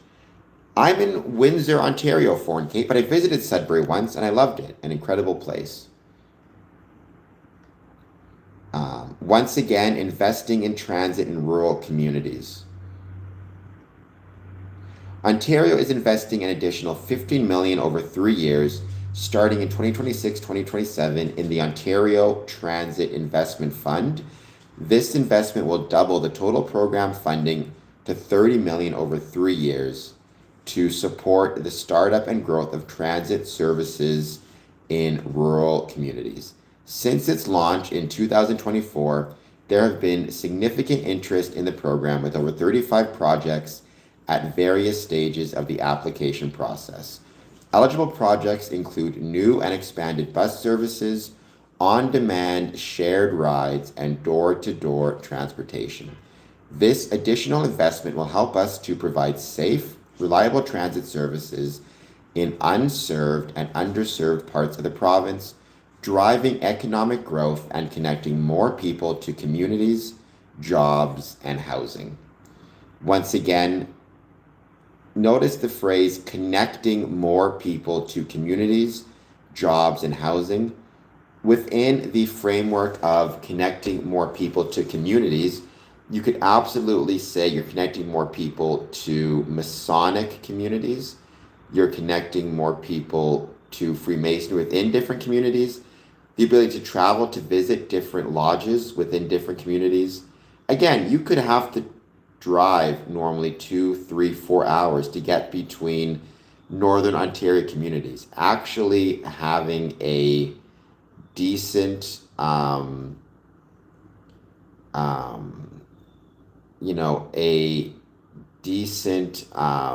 transportation options is going to make a big difference, even when it comes to rideshare pilots, right? Ontario, this is also from the budget. This is page, let's see if I have it, page 99. Ontario is planning to engage with rideshare operators, the taxi sector, and municipalities to explore the standardization of rideshare guidelines across the province, starting with a proposed pilot rideshare framework along the Northlander corridor to support opportunities in Northlander communities. Rules for rideshare programs, such as applicable fees and driver screening requirements, are currently managed by individual municipalities, resulting in differing standards across the province. The initial focus on Northlander communities is intended to improve passenger access as the Northlander resumes services later this year and support a future province ride rollout. The province is consulting on potential approaches to a framework and gathering feedback that could inform any future broader application beyond the pilot. Through these initiatives, the government continues to support an integrated and efficient transportation network that will improve access for everyone, including rural and remote communities, such as those along the Northlander route.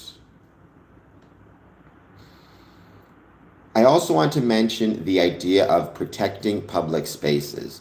Again, said a million times, you cannot separate the condition of Freemasonry from the condition of the communities in which it's located.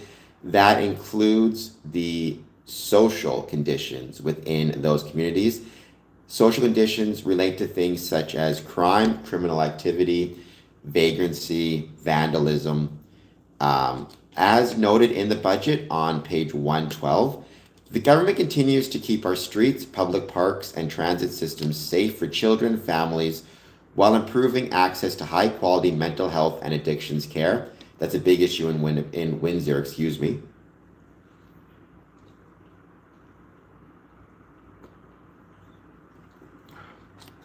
Since passing the Safer Streets Act, Stronger Communities Act 2024, and the Community Care and Recovery Act 2024, homeless and addiction recovery treatment heart hubs have been implemented in communities across Ontario.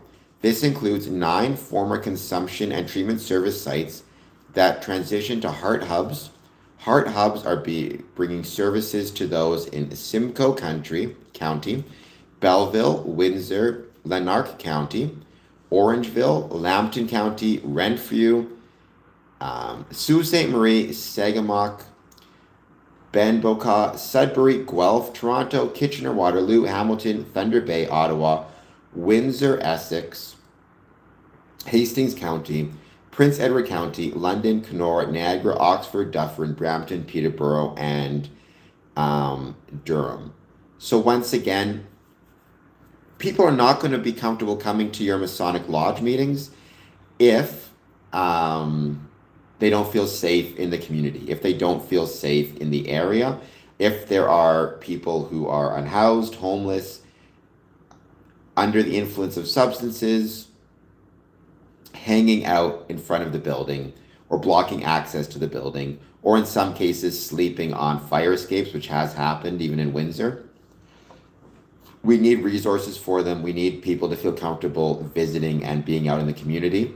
So having homeless and addiction recovery treatment hubs is incredibly important. It's also important for we as Freemasons to do our part, to make sure our buildings are secure, to make sure our buildings have cameras on them so we can see what's going on.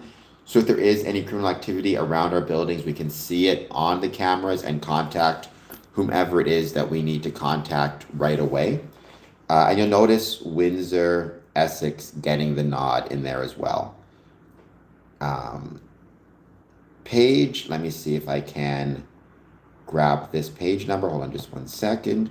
Page 73 of the budget also mentions the value of strengthening Ontario's tourism and cultural sectors. It notes Ontario is continuing to invest in its tourism and cultural sectors to drive economic growth, support local communities, create jobs, and position the province as a premier global travel destination, which it absolutely is.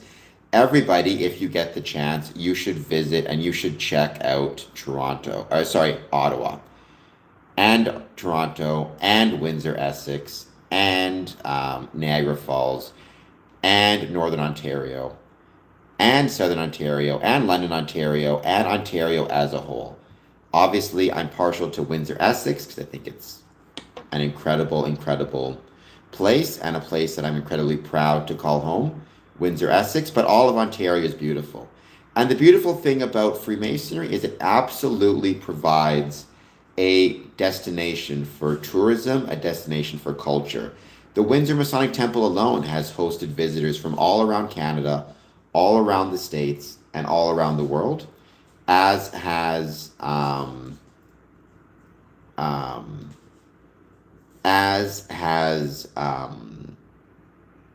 Masonic buildings throughout Ontario. We are tourist destinations. We're also staycation destinations, on a side note. Many times people within a local community will take a few moments to visit a Masonic building. They very often offer tours. Here in Windsor, they have great space for theater productions and theater companies. It's really cool and really special. Windsor's Mayor Drew Dilkins seems pleased with the 2026 budget.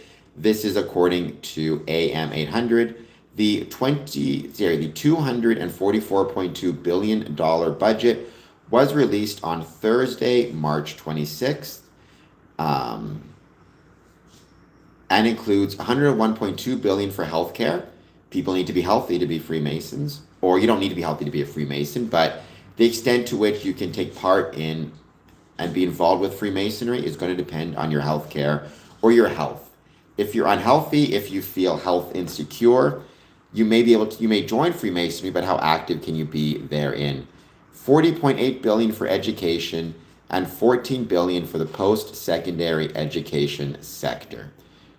Mayor Dilkins said the budget does include a number of items for the Windsor area, including continued support for the new interchange connecting Highway 401 to Lozon Parkway, investing in the new Fancy Family Hospital project with a capacity of 594 beds, including 101 net new beds, continued support for the Next Star Energy Plant, and continued support for the Heart Hub. Again, you want to be a Freemason, you want Freemasonry to strive, you better be able to make it to a Masonic Lodge meeting, especially if you don't have access to a vehicle, but you are reliant upon transit options or carpools. And if you have a vehicle, are the roadways decent? Can you get to where you need to go? Can you travel to Masonic meetings on the roads? All that stuff is incredibly important to keep in mind. Hello, Nicholas. Welcome back. Thank you for being here. I hope that you're doing well. I hope your novel is going well also.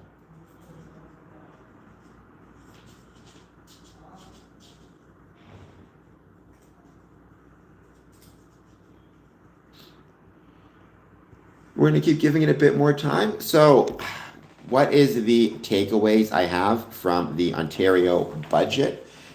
Or why do I think it applies to Freemasonry? I think the biggest thing is the focus and the emphasis on transit, the focus and the emphasis on connecting northern communities through transit or rideshare options, through community supports, and also connecting Northern Ontario to Toronto. I mentioned it before, my Masonic building in Windsor has 2 transit stops, basically one right in front of the building, one to the side of the building. When I first joined Freemasonry, and still to this day, I don't have a car. Very often I'm reliant on public transit to get me to my Masonic buildings. Recently I visited Chicago and attended 3 Masonic meetings all in one day, all using public transit.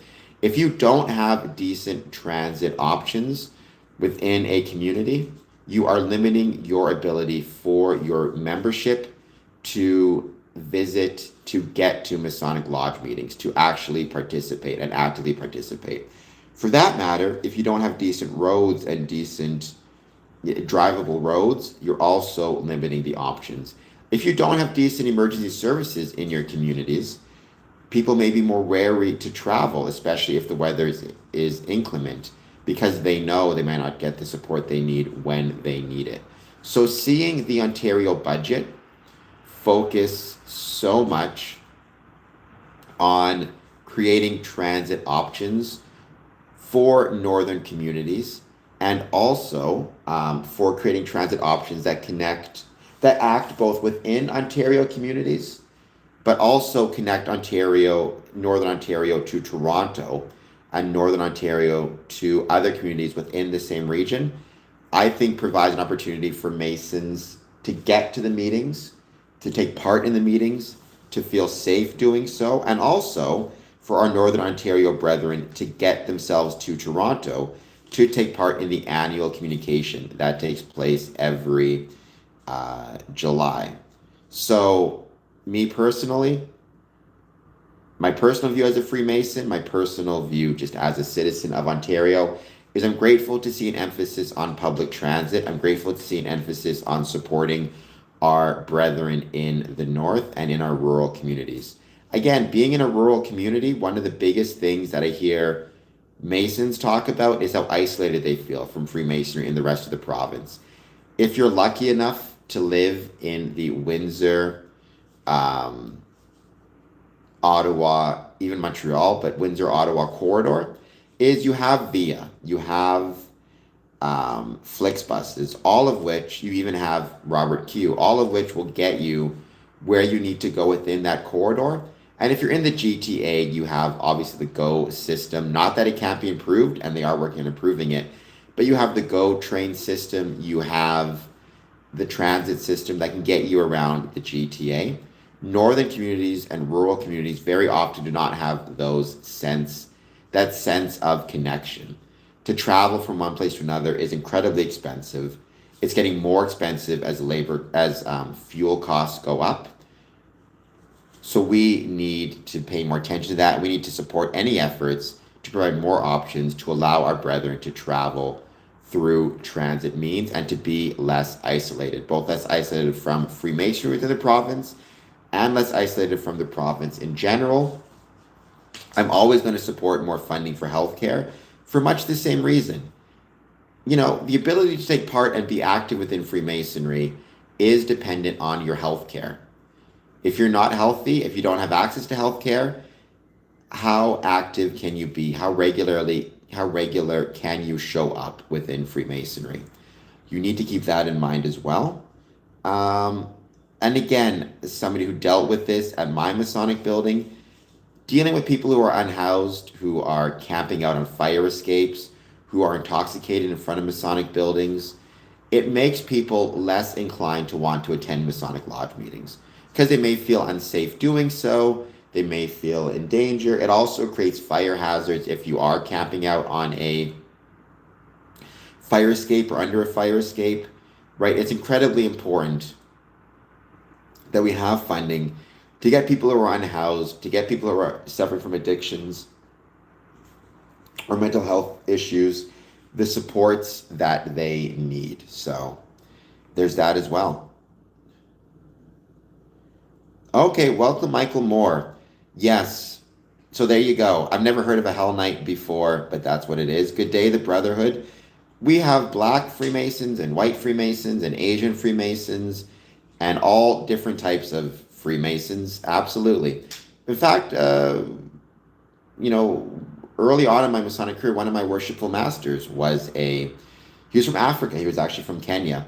Michael Moore, let me know when you joined and what do you think about my discussions. So we got a racist as well. What do you think about my points about transit services and the Ontario budget? I'm assuming Northern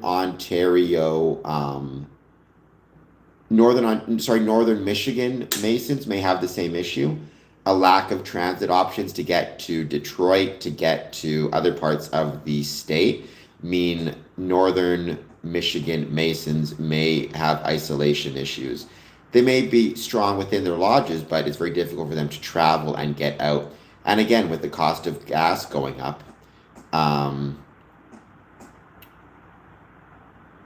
you know, how are they going to, even if they could drive to Detroit, are they going to want to when the cost is so much higher? When you say more titles, I mean, I'm not sure what you mean by that precisely. Like, there are titles within the Scottish Rite, within the York Rite, within the Shrine, like Potentate is a title, but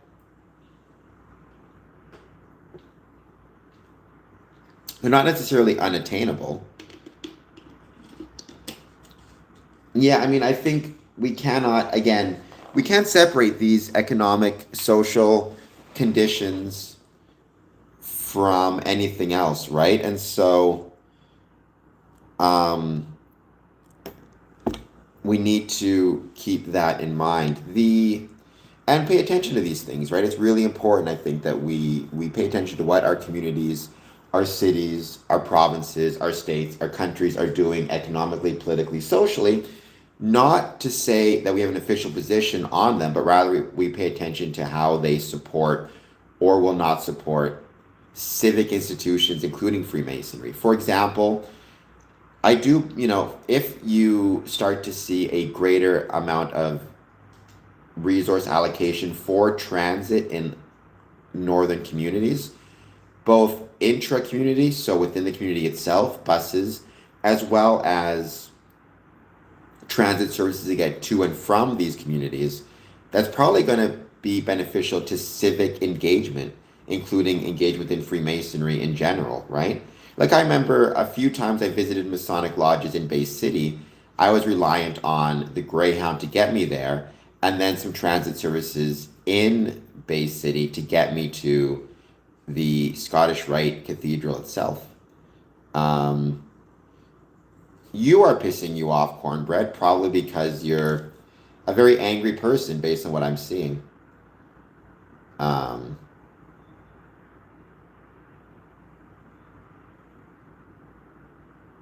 so I would reconsider that. And also, there is unfortunately just less, at least in my experience right now, just less bus services to northern communities in Michigan. That's a anecdotal statement. I can't say for sure.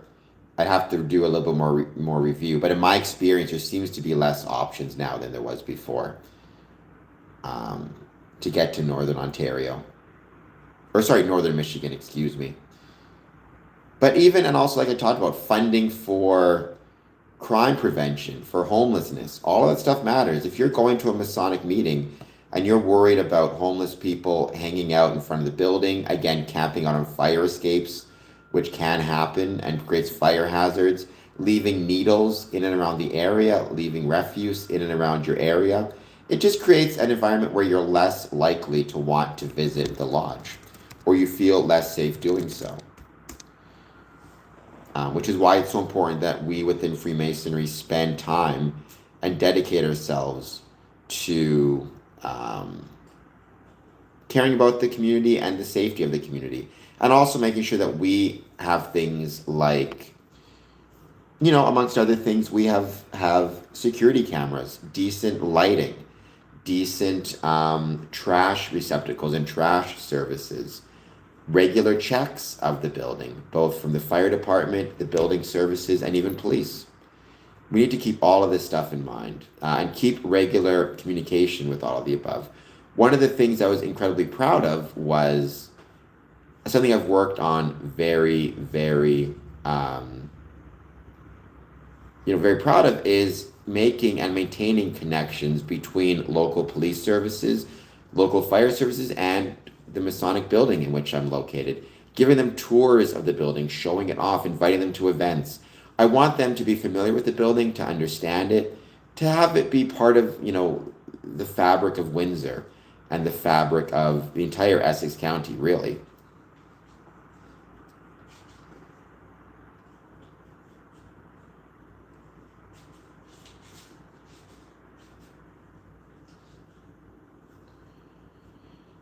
Not exclusively, but yeah, I'm not opposed to more police with more policing powers. I don't think that's the exclusive or the single solution. I think also providing funding, we've seen this in Windsor, providing funding for businesses to purchase and install security cameras, as well as additional lighting in and around their buildings, I think would be incredibly helpful. And then creating a centralized database, which means that, like the police who, even if you don't hire new ones, police officers know the locations of security cameras within the city, and then if a crime occurs, they can check to see if there are any security cameras within the vicinity of that crime that may have seen something through the security cameras. I think that would be incredibly helpful as well. Keeping the buildings well lit would be incredibly helpful as well. If you're a volunteer organization like Freemasonry, maybe organizing every couple weeks somebody swinging by and checking to make sure the doors are locked, there's no graffiti, things of that nature, don't hurt as well. So there's a lot of different options, but I'm not opposed to more police. I don't think there's anything necessarily bad about that. But I also think you don't just need to have more police. You need to have more police active within the community. So one of the things I love, again, within Freemasonry, within my efforts, is our focus on, for example, inviting police and inviting firemen to the lodge to take part in events, grab a coffee, talk to the guys. We get to see their faces, we get to know them, they get to know us. We want that. I don't want to have kind of a nameless, faceless police organization. I want to know who the police are. I want them to know who I am, and I want to have a good relationship with them. That's also true for Freemasonry, by the way. in much the same way, right? I don't want Freemasons to be some nameless, faceless organization. I want to know who they are. I want to know who I want to know who they are. Um, and I want the community to know who we are and to be part of our organization and to be part of what it means to be a Freemason. Or to know what it means to have Freemasonry in your community. Being private, hiding ourselves, pretending like we don't exist is not going to be a helpful thing at all. So that is my statement on that. But I'm going to be posting some of this stuff on social media. You'll see it soon. Please make sure you follow me on all the different social media channels. And in the meantime, hit the like button, hit the subscribe button. Let's give it a bit more time and let's wait to see who joins.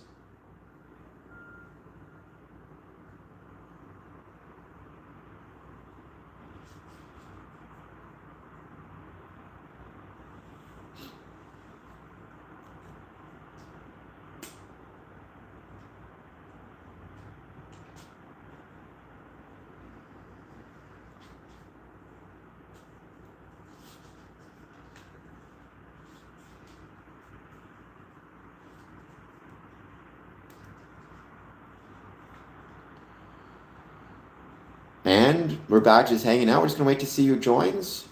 Any thoughts you have on Freemasonry, please let me know.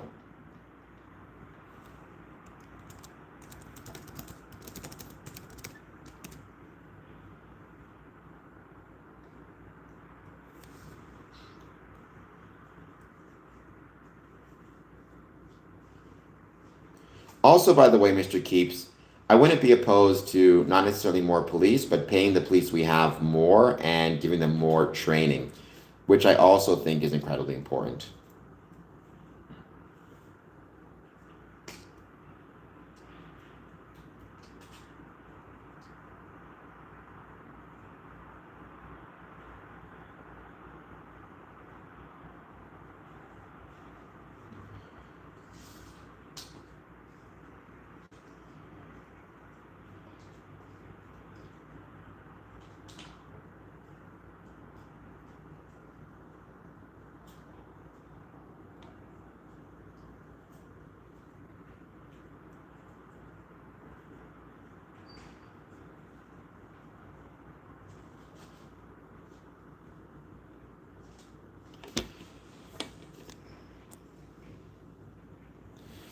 Cornbread, not everybody can see your comment, but I can see that one. He was not part of any lodge. Epstein was not a Freemason. I was in Sudbury once. I never got to visit the Masonic Lodge, I'm sad to say. I would have loved to. But I was in Sudbury once. Beautiful little town. Northern Ontario is great. Northern Ontario has a lot of really incredible and really beautiful towns. I sometimes feel like they don't get the love it deserves.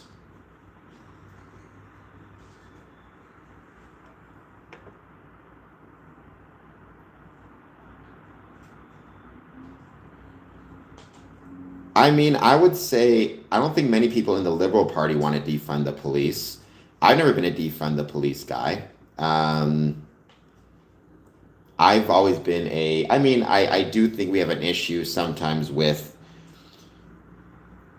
police who like, I think there needs to be, I mean, it's hard to say because I can't speak for the, like, I'm speaking from a Windsor, Canada perspective.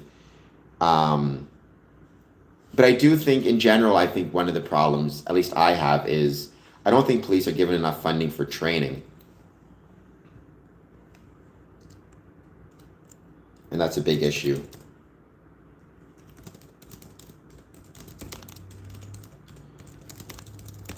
Right? I think defunding would actually be a bad idea. Because, again, it seems to me, what I've seen, the little I've seen from the states and the issues with policing there has been, it seems that the police are not getting adequate funding to, adequate training, excuse me, right? It seems like training is the major issue in some of these instances. Not a devil worshiper. Freemasons don't worship the devil.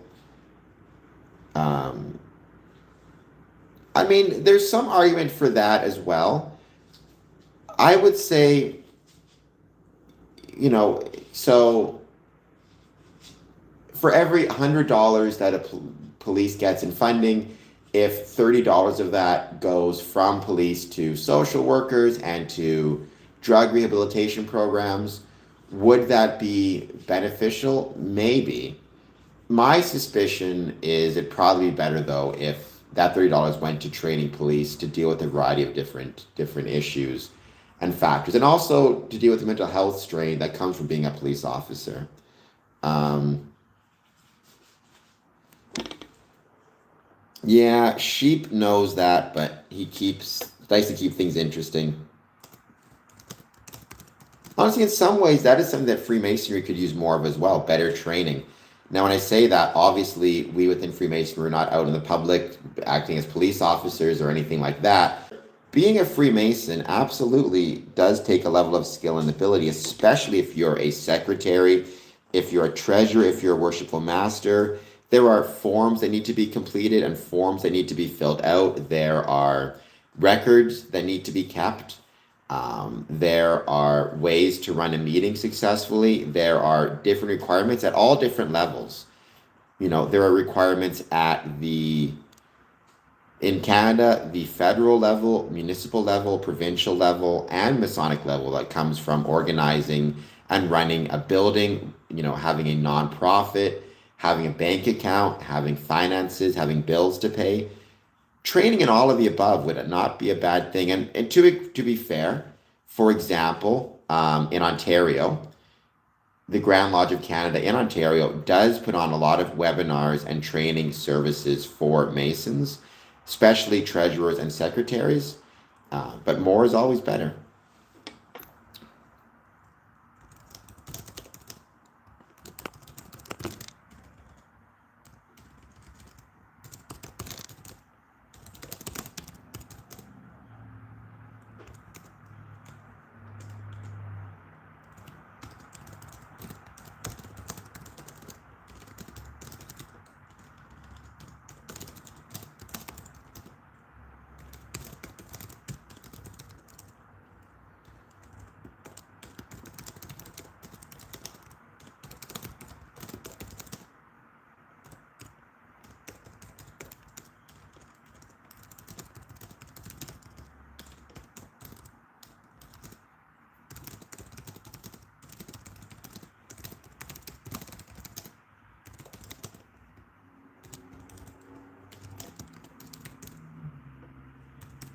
We're just going to hang out, see who joins. We're back at the just hang out and chat part of the stream. So anybody jumps on to say hello, please, I hope you'll do so. Any thoughts you have on Freemasonry, let me know. Don't forget, for a $10 super chat or joining the Patreon at the $10 mark or above, you get 5 foreign coins. These coins are from around the world. The Philippines, Rio, Manila. I'd love if you guys would support the channel and get some cool coins as a consequence of that.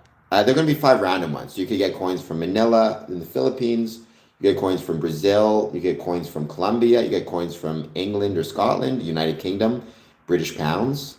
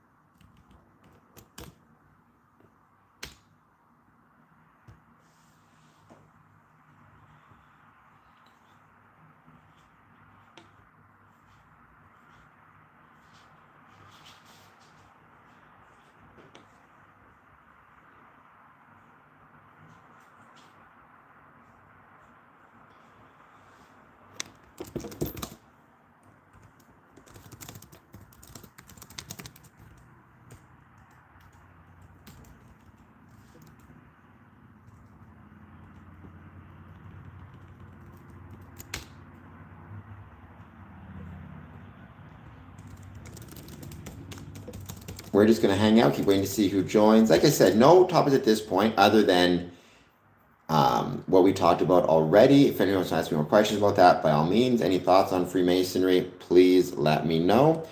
And we're just going to chill, hang out. I'll be back on at 1 a.m. as well.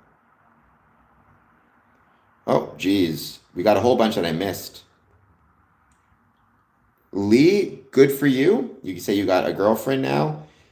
Be kind, treat her well. That's all you can do, right? No, we don't worship the devil at any level, and there is no bottom level of Freemasonry.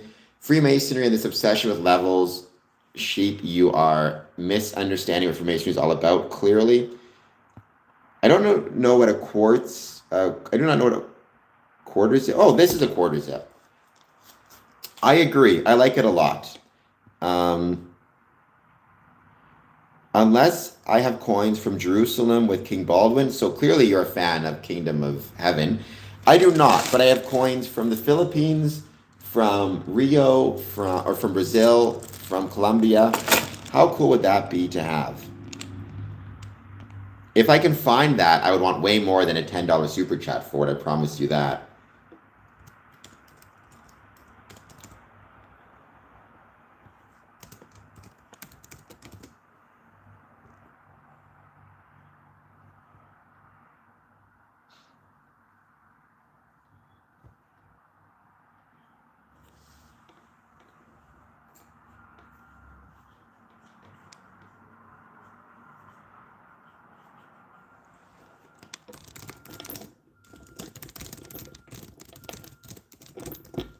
Oof, a lot of squeaking on this.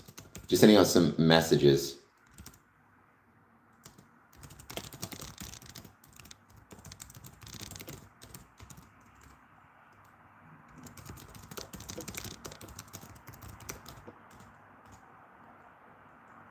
Foreign Kate, as did my dad. As many people who have Masonic fathers or grandfathers, whatever it is, know exactly what you're talking about. Usually he wore a suit and tie, but for special events, it was a tuxedo, special Masonic events. So you're not alone in that memory. That is a really cool, kind of one of those really cool memories, I think, that us MKs, Masonic kids, have, which is seeing our dads walk out the door in suits and ties and tuxedos.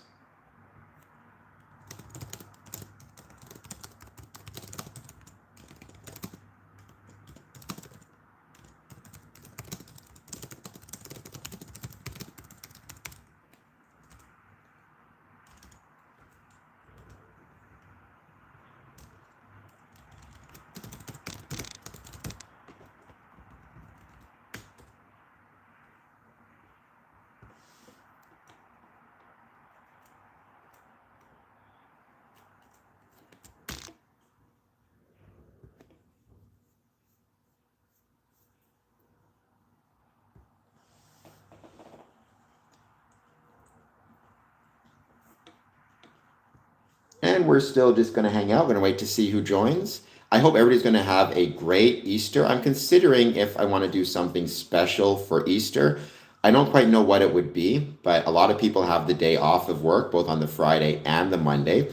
So maybe a longer stream than normal on the Monday might be worth it. I've got a few different ideas, so I will let you know as soon as I know.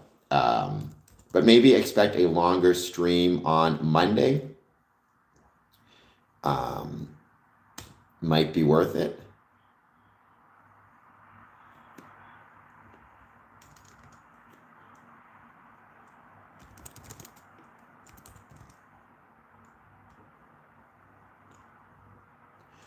Depends where you're at. Not every Masonic lodge has a dress code.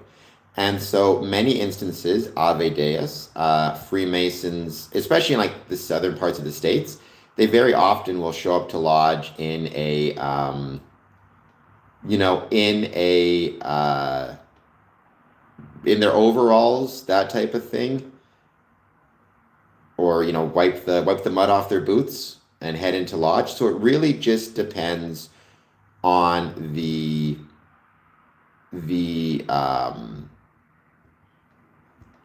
lodge itself. But I think in general, the reason you dress up nicely is to show respect for the institution. And it's a good way to remind yourself, like, hey, this is something important, this is something that matters. Like, one thing that I thought of recently, I was watching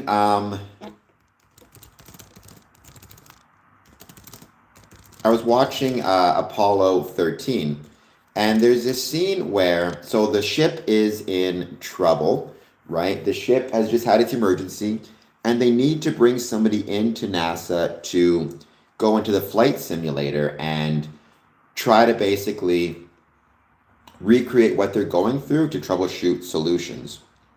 And this is obviously a big time emergency situation.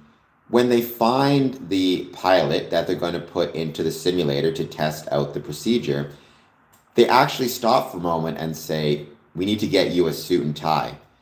And I thought about that because why is it so important, even though you're dealing with people's lives are on the line, literally on the line, they still make sure he shows up to the NASA headquarters in a suit and in a tie.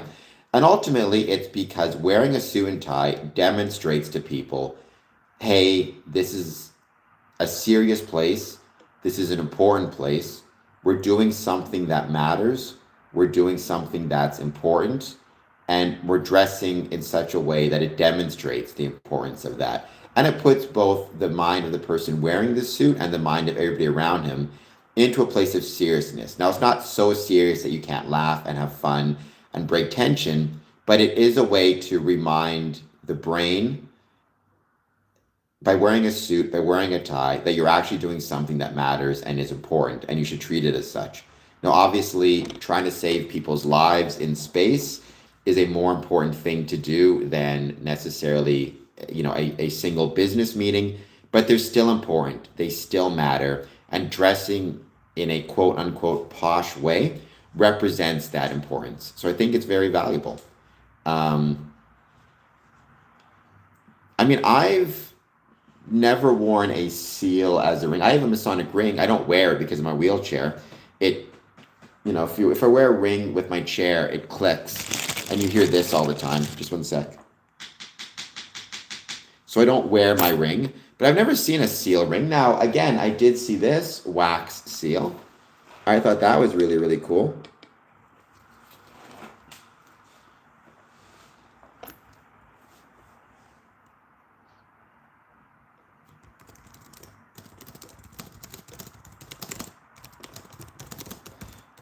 And so that's why we dress up nicely. Now, again, not every Masonic jurisdiction has those dress codes, which is why it's also important if you're traveling, if you're visiting a Masonic lodge, one thing that's worth doing is asking them in advance, do you have a dress code? And what is it?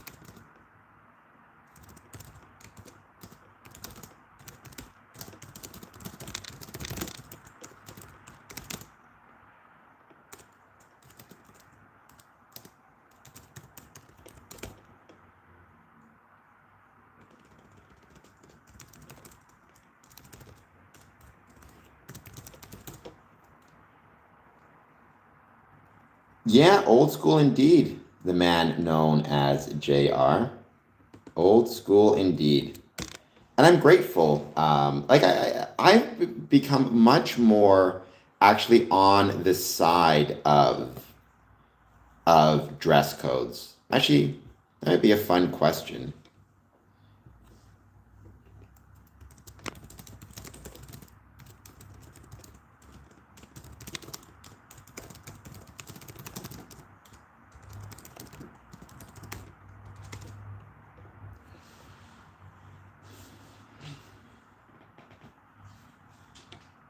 So let's see what people think. If you think that Freemasonry should or should not have a dress code. We got one no. That's interesting.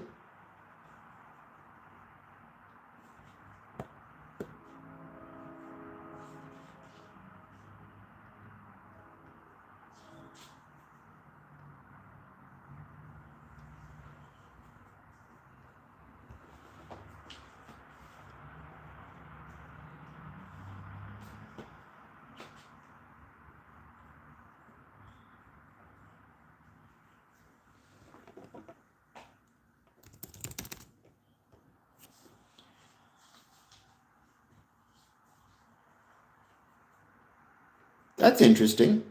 I mean, but keep in mind the man known as JR. I mean, within Freemasonry, like, well, that brings up a couple interesting points. First, one of the things that I've got a little bit of flack for, even though I still support it, is the belief that if you're joining Freemasonry, you should have to provide a medical history, sign off by your doctor. When people ask me why, this is another great example of why that is, right? Because let's say you are joining a Masonic lodge, and that Masonic lodge does have a dress code where it's a suit and tie is expected. You know, knowing in advance that this brother has a medical condition where he cannot wear a suit and tie due to the medical condition, again, it's like the worship master knows in advance. He can talk to that brother and say, you don't need to show up in a suit and tie. We understand why. Or we will keep the room colder for you as much as we can. It's important because if the worship master knows that, he can make sure that arrangements are properly made so the brother does not feel, singled out for not wearing a suit and tie, or, does not feel he has to explain himself a million times. The worship master can just say, doesn't have to give specifics, but can just say, this brother has dispensation to wear, to not wear a suit and tie, or to wear something outside of the standard dress code. And that's perfectly fine, but that's why it's important to know that stuff in advance, or to know we need to keep our room a little bit colder than we would normally. But also, it goes to show the importance of communication back and forth, right? It does not do any benefit to anybody to join Freemasonry, find out there's a dress code, and not tell people why it is that you cannot afford it, right? It's just not going to be helpful. Thank you, Travis the Pirate. I much, much appreciate it. How's it going with you? Jeremy, thank you as well. I mean, I'm grateful for that. Thank you so much for that. I hope you will consider doing so. But again, the purpose of this channel isn't necessarily to recruit people into Freemasonry. It's just me talking about why I love it.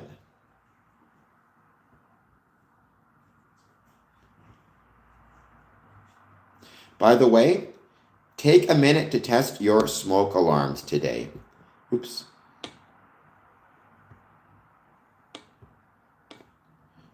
I had it there a second ago. Let me pull this up one more time. If I still have it. I lost it. Don't forget, test your smoke alarms today. You should test them at least every month. Make sure they're in good working order. You can sign up to get alerts to remind you to test your smoke alarms. Very important way to keep yourself safe and keep people around you safe. It was very good. It was a lot of fun. We had a lot of people show up. So I'm grateful for that. Absolutely grateful. I showed off some of the different things I got, some of the different items I got, but it was a really great way to demonstrate and show off what Freemasonry, not only what Freemasonry is, but the services in the community, to make sure people understand that we within Freemasonry welcome everybody. Welcome our communities, welcome our services. We are part of the community, we are part of these services, and we want everybody to benefit from them, be it police, fire, blood donation, kidney foundation, local historians, the Masonic Child Identification Program, the Masonic or the Scottish Rite Learning Center for Children with Dyslexia.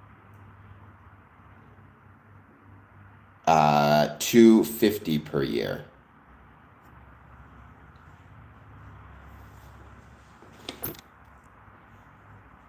Policemen at the free. There are police officers who are Freemasons.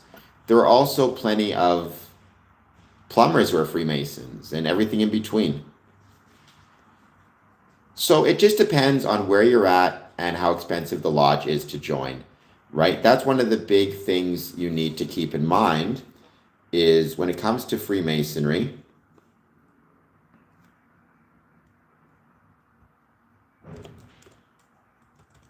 Very often what you see, and you see this consistently, is if you are in a smaller town where things are less expensive, the dues for the lodge are less expensive, and the one-time initiation fee is less expensive.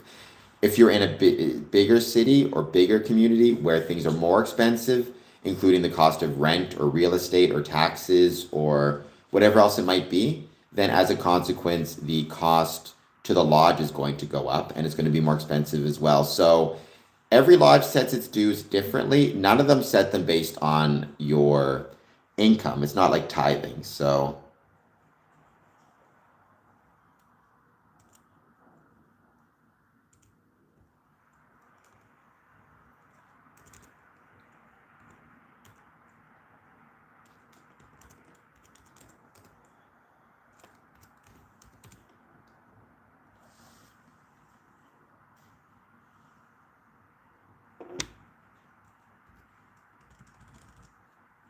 but how does that even work?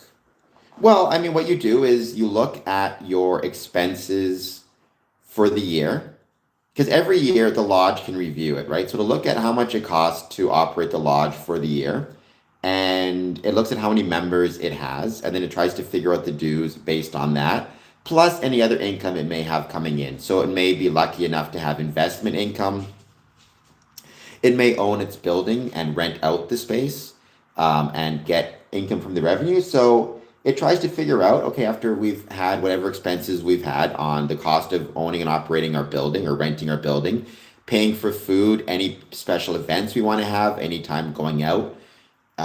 Maybe we had a banquet and we had to rent out space for the banquet or get catering or anything it wants to do. It then figures out how much income is coming in from other sources and it'll set the dues therein, right? It'll try to keep the dues as low as possible because it doesn't want to scare people away. Although some would argue at this point it's better to set the dues higher, thereby encouraging people who really want to show up, which is an interesting argument as well. And I think there's some value there.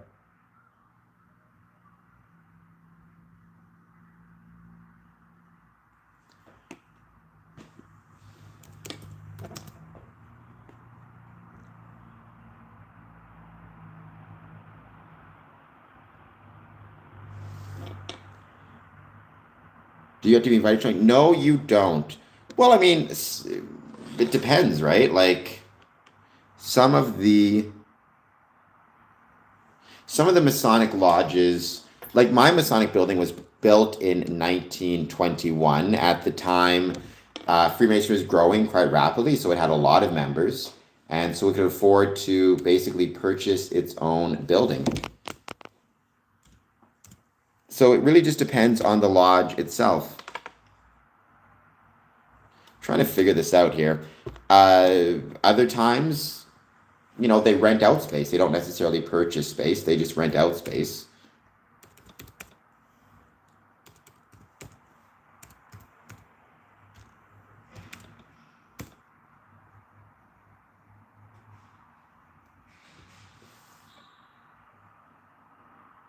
I do not know what the bleached polos are. No, I do not. It took me a second. I was like, what is a bleach? I sit in the East with a suit and tie. Sometimes it's a tuxedo. It depends on the nature of the meeting, but more often it's a regular suit and regular tie. No bleach stains. But I will wear a tuxedo if it's a degree night. Um, I mean, it depends on the event you're having. Obviously, I think Ave Deus, you're suffering from a little bit of, I'm trying to think of the right term, blue car syndrome. Or maybe a good way to think about it is like not survivor bias, but what's the word I'm looking for? Like, so if obviously if we are having within Freemasonry a regular meeting, a kind of boring, dull meeting, an important meeting, because we're dealing with the business administrative side of it, reading minutes, reading correspondence, whatever it might be, who's sick, who's ill, who's not doing well. Like, we're not going to post pictures of that on Facebook, obviously. We're not going to be showing it off. It's just going to look like a typical administrative meeting. However, if we're doing a Grand Lodge banquet, a celebration, something special, that is going to get posted on Facebook. So, as a consequence, everything you see is the fancy things that we do, but it doesn't represent the day to day grind of what it means to be a Freemason and maintain these things. It's still incredibly important. It's still an incredibly important part of it and something I'm grateful for. But obviously, what you see on social media is the fancy stuff. It's not the everyday stuff. Um, and so, yeah, and I mean, in terms of the buildings themselves, many of them are grand. Many of them are incredible. Many of them are lucky enough to have multiple sources of revenue. Like Detroit has the Detroit Masonic Theater. They have concerts and celebrations and wrestling shows and weddings and a million different events, all of which help to provide income to the building. You see that with Philadelphia. You see that with Windsor. You see that with a ton of different Masonic buildings. And you keep promoting your buildings and you make it work as best you can.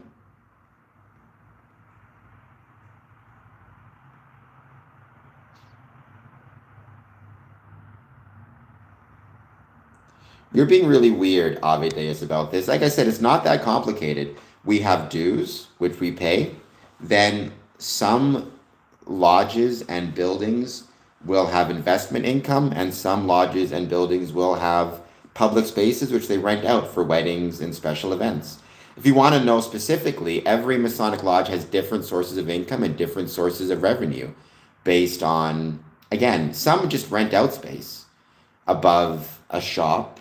Some will own a building, but they'll rent out the main floors. So there are some lodges where they own their building, but they relegate themselves to a small location in the second floor, and the ground levels are used for shops. And for example, they might rent out to a coffee shop, they might rent out to a music store. I've seen that. They might rent out to a gym or to like a yoga studio or a dance studio, or who knows what it is. There's a million different ways that they kind of make it work. And whatever, shortfall there is after the rental income and after any investment income they have, then they'll rely on membership dues to cover it. Um, but there is no single revenue source, right? It depends on the lodge itself. Some use, some are funded almost entirely through dues. It's completely self-funded. Some were lucky enough to get income through investments, especially if a brother passed away and let's say left them with a will. Some have rental income through a variety of different sources. So, yeah, I'm a member. I'm aware of Royal Arch. And again, if, for example, you're lucky enough to have a building which has Royal Arch membership as well, then the Royal Arch will pay funds to use the building. Same with Scottish Rite, same with Shrine. So, different lodges make it work differently. It just depends on the lodge.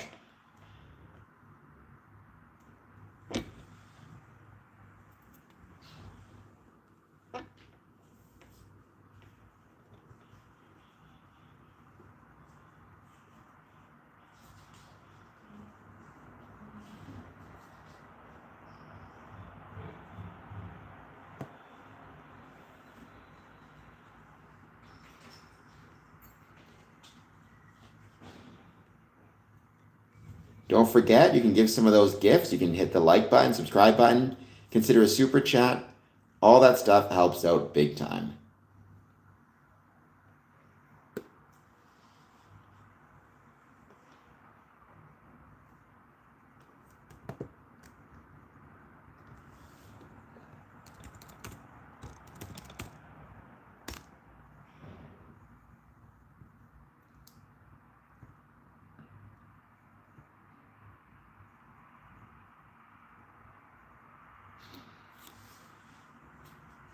All right, we're just going to keep hanging out, wait to see who joins. Also, keep in mind, not every lodge has the same expenses. Some lodges, if they are, especially their affiliate lodges, they may not really have any meetings per se, or they may simply rent out a purpose-used space every couple weeks, or every couple months, excuse me, or every 6 months. Every lodge has different levels of expenses. Some have done that in the past, yeah. Some have donated, when they pass away, they leave in their will a bequeathment for their Masonic lodge. That absolutely can happen and can take place. It just depends on the lodge itself and what they wish to proceed with and how they wish to operate.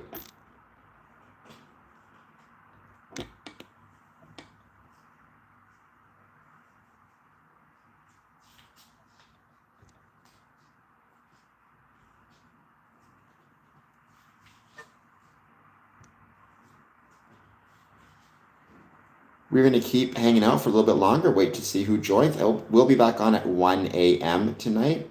Follow me on social media. You're going to see me post a lot of cool stuff, so please follow me there as well. But for the time being, let's just wait to see who joins.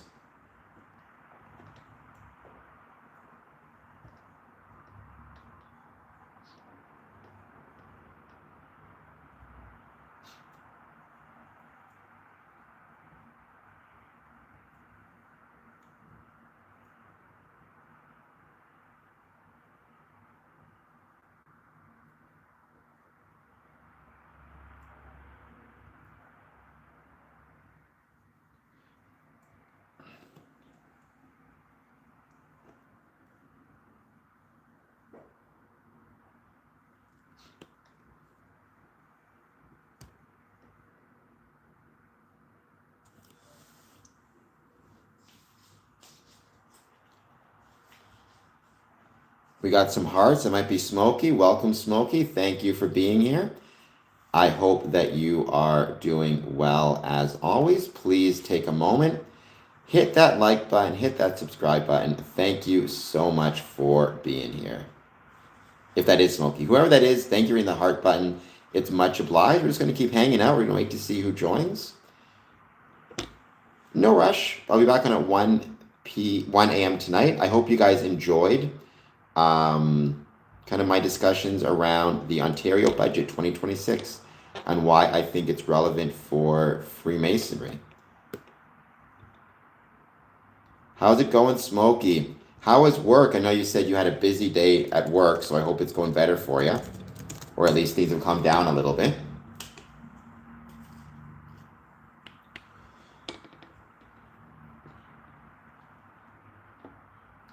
According to, by the way, CNN, a recession is guaranteed. But when, it asks? That's a scary question. This is for you guys. I'll be back in a moment. I have to run to the washroom. That's my co-host. Be nice to my co-host.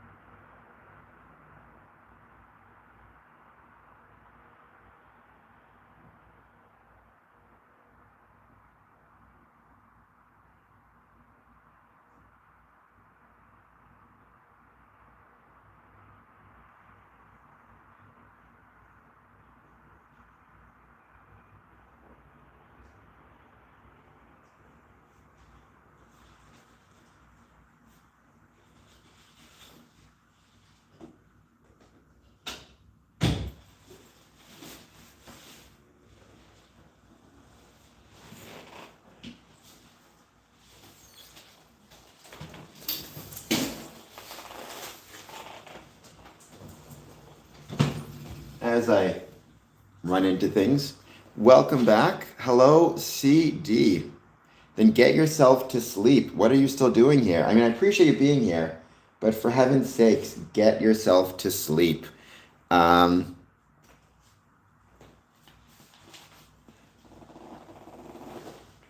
according to CNN, a recession is guaranteed.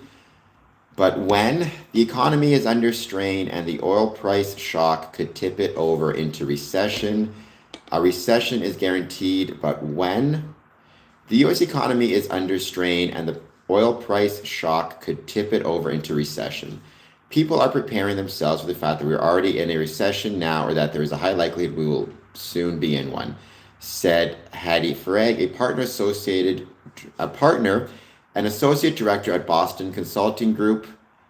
That's happened to me before as well, Smokey. It happens. People are preparing themselves for the fact that we are already in a recession now, or that there is a high likelihood we will soon be in one. The problem timing a recession is extraordinarily hard. How do we know? That quote was from CNN story in July 2022. That's when oil was last over $100 and gas prices averaged about $5 a gallon. But the US economy didn't go into a recession in 2022, or in 23, or in 24, or in 25. Nice, Minotaur. Enjoy it. There's a reason to be concerned now. President Donald Trump's economic agenda, including his tariffs and immigration policy, created a cloud of uncertainty, and now we're contending with sky-high energy prices, which preceded 8 of the past 9 recessions. People are still very concerned about the trade war. Financial markets are increasingly showing signs of fear of a recession. Whoops, that goes from 2018 CNN story. 8 years of mostly bad predictions. So basically, we don't know if there's going to be a risk of recession. We don't know if there's going to be a recession or not, but the risk is there. In 2026, economists remain concerned that the already fragile economy is vulnerable to shocks such as oil prices, which have spiked with no end in sight, growing uncertainty for businesses and consumers about the path of the economy threatens to further damage an already weakening job market and raises inflation fears.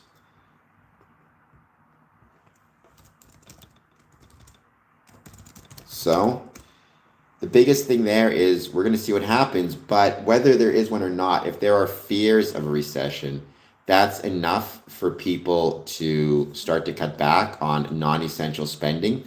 Is Freemasonry non-essential spending? That is the question. I would say my heart says no, but my mind says if the choice is between spending on your dues or food, you're probably going to spend it on food. Yes, be kind to the moose. That is my co-host. He's been with me from day one. I've also had the dog who's with me from day one. So be kind to this moose, please. According to a Breaking Point, oil analysts warn global depression incoming. So we're going to see what happens.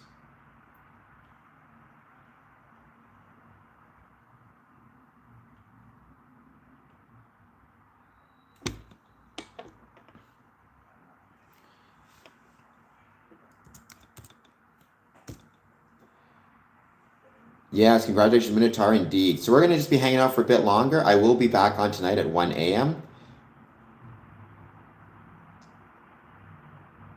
That does help, Minotaur. That does help. It's one of those things where we don't know what's going to happen, right? And nobody does. And you have to be really careful making predictions. But I do think, like we know, for example, in the States, gas has increased by over $1 or $1 per gallon since February 28th. People are cutting back on things that are non-essential, including driving to Masonic events or driving to Masonic meetings.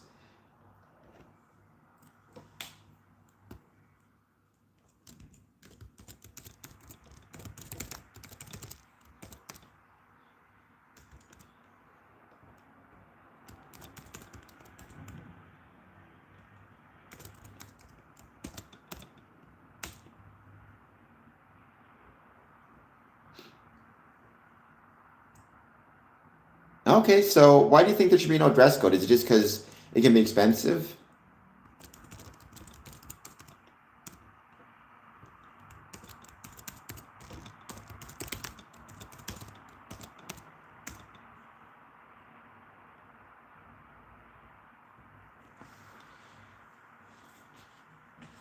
I don't think he's been helping much, that's for sure.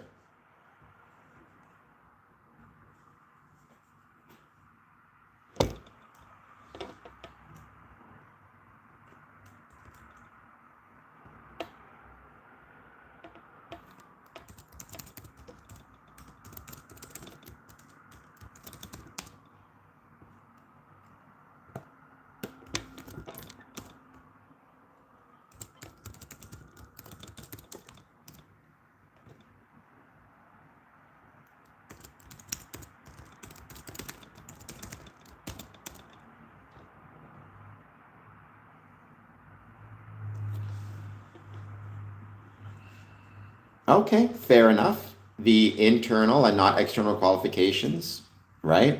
So within Freemasonry, the focus needs to be on the internal, not the external. And that includes, dress code by definition would be the internal. So there's definitely some value to that idea.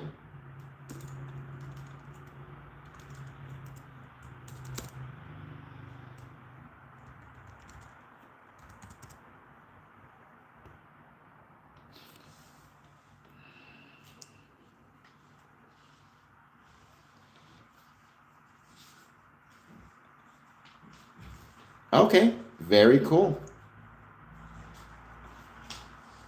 I've shown up with, even though I say suit and tie, and I do always wear a suit and tie, sometimes some of my shirts have had some stains on them. If I don't get to the dry cleaners in time, it happens. What are you going to do? Other than all any of us can do, which is our best.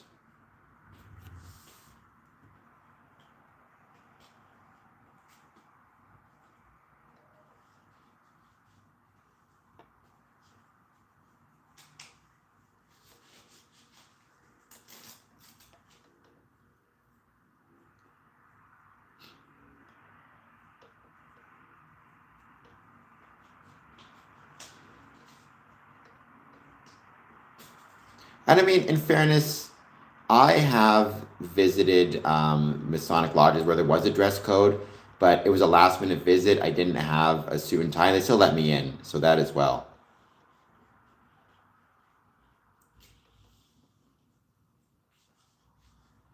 Freemasonry is more important than food. I mean, I think your stomach would strongly disagree if the choice comes between food and Freemasonry. And honestly, I would not want people, for example, cutting back on what they're eating because of Masonic dues. Now, Freemasonry will feed you.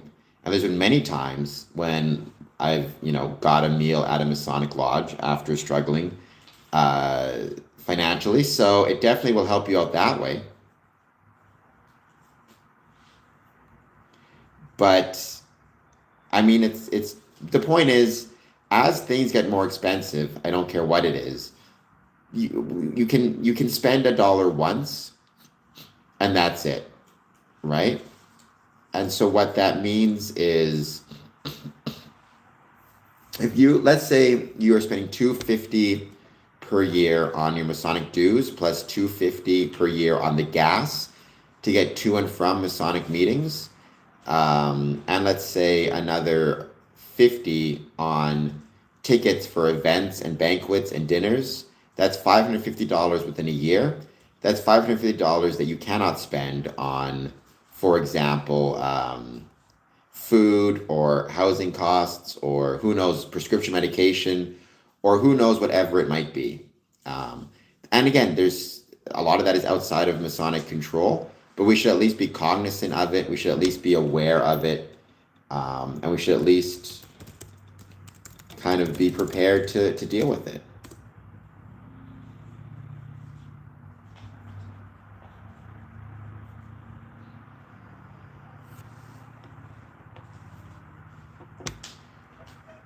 Well, I mean, certainly political situations can affect people and make them seem more unkind, but it's up to us as humans who have our own self control to push against that and to actually not allow a politician to make us more unkind to one another. And I think Freemasonry can help that. Freemasonry can make sure,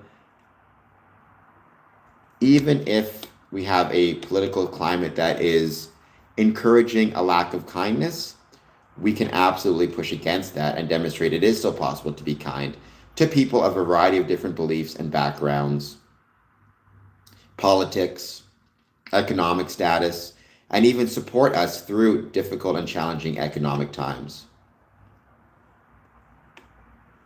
Yeah, and I've been to Masonic lodges, and sometimes I'll donate, but I've never been forced to pay for food, except I guess when I count through my dues. I have no idea what that means. I spread the truth, or at least I hate this expression, but I spread my truth, meaning I don't always get everything right, but I can explain my experiences within Freemasonry, having been a Freemason for 20 years. And I like to think I'm, if nothing else, at least conversant within Freemasonry. So, I mean, there you go. Please hit the like button. Please hit the subscribe button, as it should be. But you should also drink responsibly and carefully and not against any particular, make sure you're compliant with any rules and regulations of the municipality, the city, the country, the province where you're at.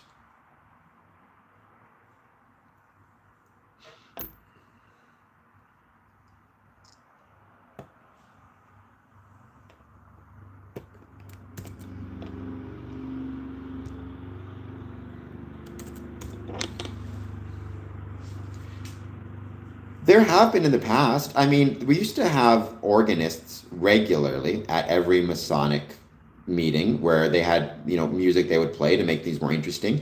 And there have been a couple of Masonic songs we've heard throughout the years, but generally, no. I mean, at least not in our experience. There's not any real prescribed songs. It happens, though. Like, it happens. There's some cool Masonic songs out there. A friend of mine actually wrote a Masonic song. And I do miss having, I do miss seeing organists at Masonic Lodge meetings. They were a really cool part of it. They're still there. We don't see them nearly as much as we used to. That's for sure.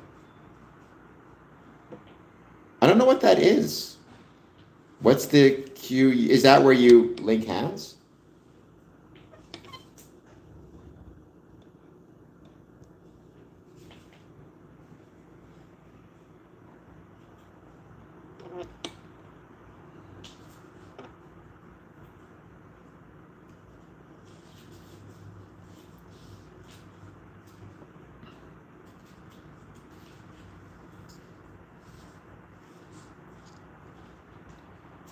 Oh, yeah, okay. We obviously say that as well within Freemasonry around in Craft Lodge. Happy to meet, sorry to part, happy to meet again. That's a very common toast at banquets as well. The public's, he has heard it all the time. Robbie Burns, Auld Lang Syne, one of the great Masons.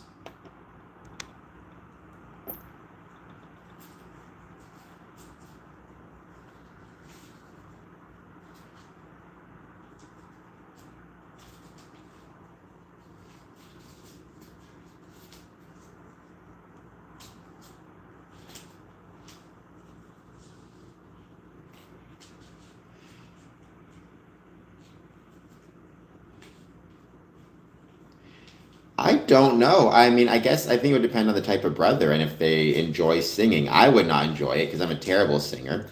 I would want to see if the Masons themselves were decent singers. Then I might consider it. Otherwise, no, I don't think. Oh, so I've never heard of that before. That's really cool. What if you don't drink like me? Do they have another bowl with maybe some juice in it or something? A non-alcoholic version?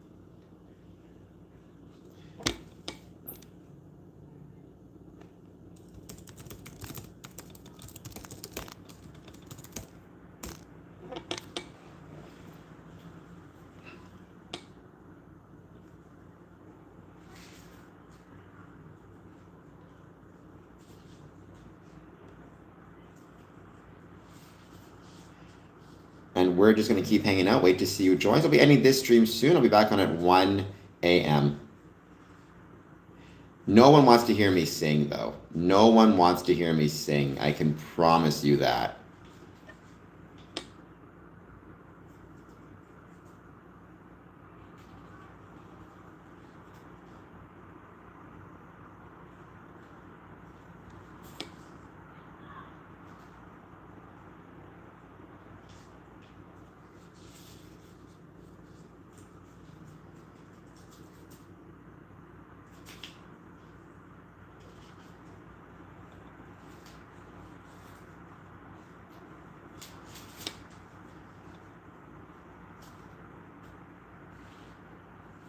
Oh my gosh. So if you have like nine non-drinkers and one drinker, that last drinker is going to have quite the final drink.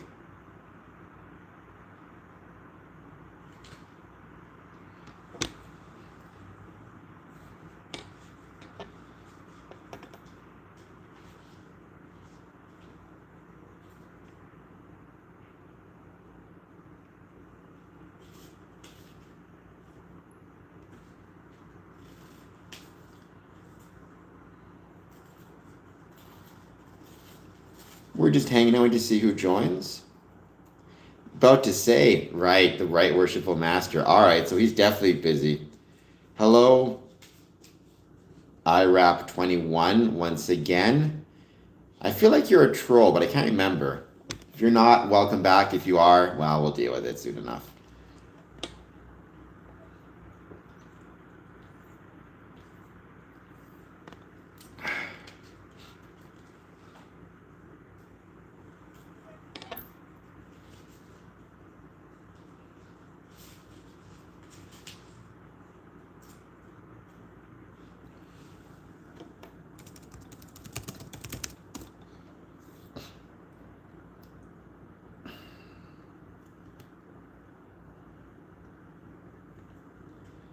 We're going to keep hanging out for a bit longer, wait to see who joins. And again, I'll be back on tonight at 1 a.m. So you can find me there as well.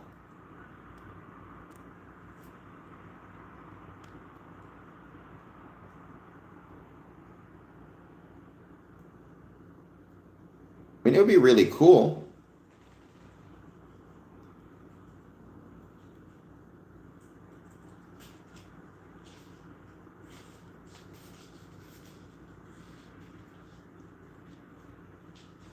And we're just hanging out waiting to see who joins. Again, any topics, any thoughts on Freemasonry, positive, negative, or neutral, please let me know.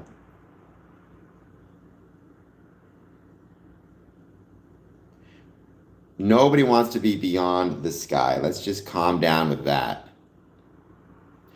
Toasting to the haggis. So you don't have haggis every meeting though, do you? You would have haggis, or do you still, even if you have haggis or don't have haggis, you still do the toast?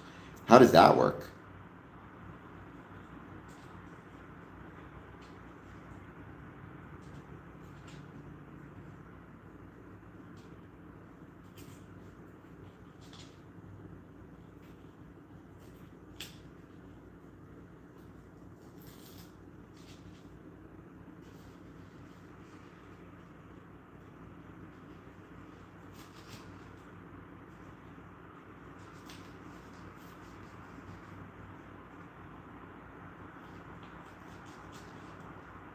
Those are really good. I was lucky enough to visit Scotland a little while ago, and I got to try some haggis, neeps, and tatties.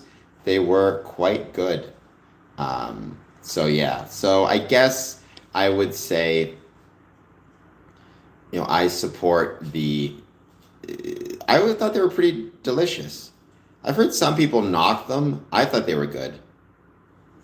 All right, Smokey, well, thank you for being here. And visiting Scotland was absolutely wonderful. It was a blast. I was very grateful I got the chance to visit.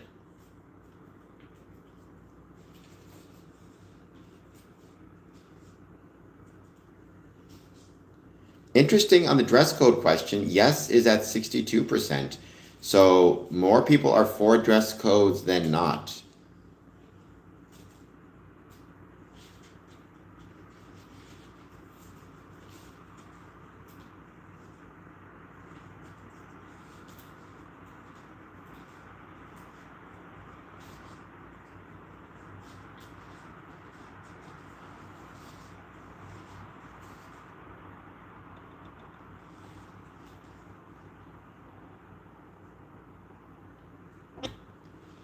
we're going to keep hanging out for a bit longer. Just wait to see who else joins.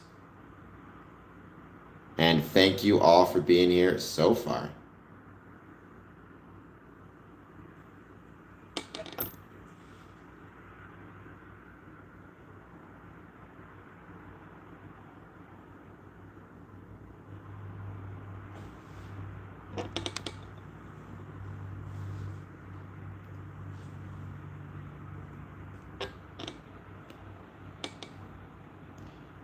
Yes, Smokey, get yourself some rest. It sounds like you've earned it, that's for sure. I mean, in Canada, to my knowledge, it's legal. I'm not a lawyer, but I've never actually never smoked any substances. I've always been very boring and dull like that. Never, when I say I've never done any substances, you want to be careful because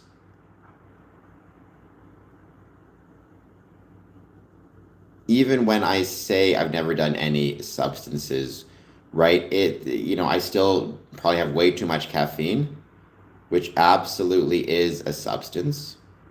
I still take medications as prescribed by my doctor, but you want to keep that in mind as well, that those are medications, those are substances. You need to be careful with them.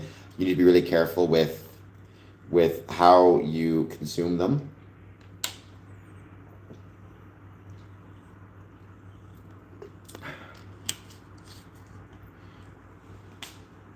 So long as you're being careful and, it's legal and prescribed and all that good jazz. That's the most important thing you need to be really careful about.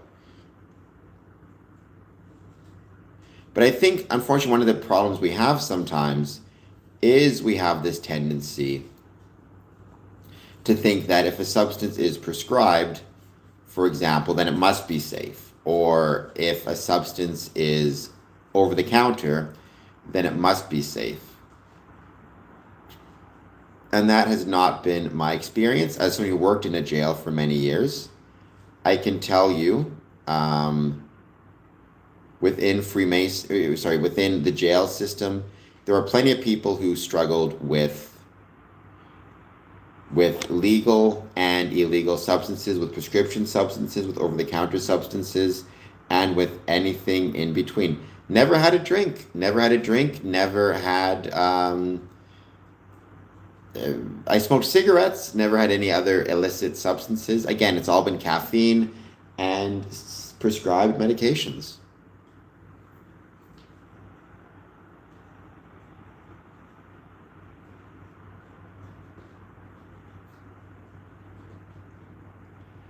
I love caffeine as well, so I get it. The man known as JR.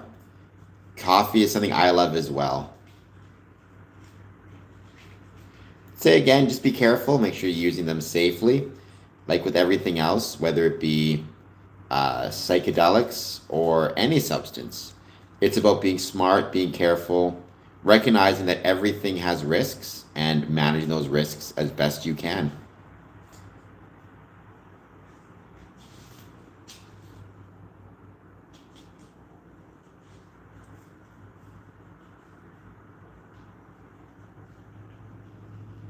We're going to give this, let's say, another 5 minutes, then we'll end this stream for now. Be back on tomorrow at 1 p.m.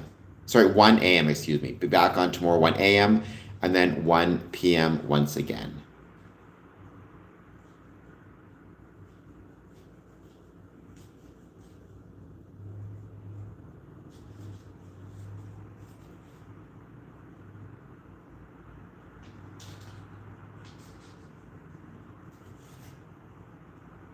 And I will be posting what I talked about on social media, specifically the idea of transit, the necessity of transit, why it's so important that we consider things like public transit when we're thinking about Freemasonry, why it's so important that we consider things like the safety of our communities while we're thinking about Freemasonry, while we focus on and think about things like the connectedness of our communities, the ability to travel to and from isolated areas, community spaces, preserving tourism, preserving arts. All of that stuff is incredibly important, and it all applies to Freemasonry. And if we allow ourselves to forget about that, we're doing Freemasonry a great disservice.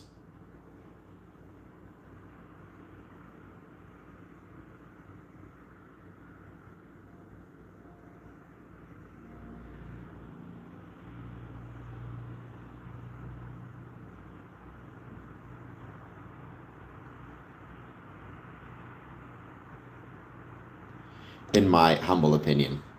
Now I know I'm a bad Canadian. What can I say?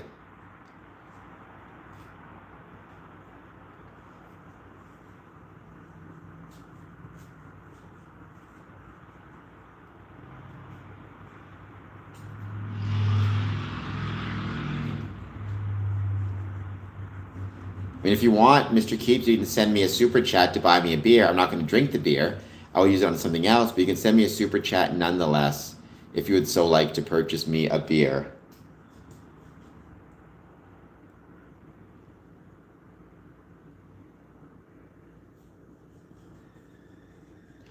All right, Minotaur, hit the sack.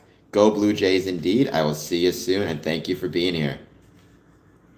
You're not wrong, Minotaur. I think, again, because it's legal, it's very common and very easy for people to misunderstand the dangers of it and view it as being completely legal. But no, sorry, not insidious at all, right? How bad can it be if it's so ubiquitous, if it's advertised so much, if it's legal? It can absolutely be incredibly dangerous, and we need to be really careful about that and recognize that fact. So, no, without a doubt.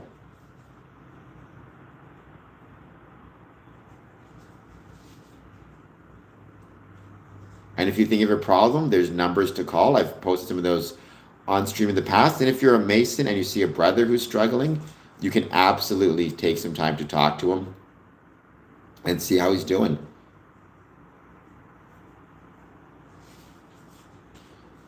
Well, that's a weird thing to say, Mr. Keith, but that is true as well. I was delivered by a giant bird, a giant stork, if you will.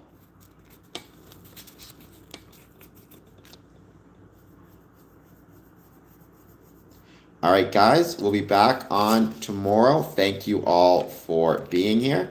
Once again, hit that like button, hit that subscribe button, super chat, Patreon, all that stuff would be much obliged. I'll talk to y'all soon.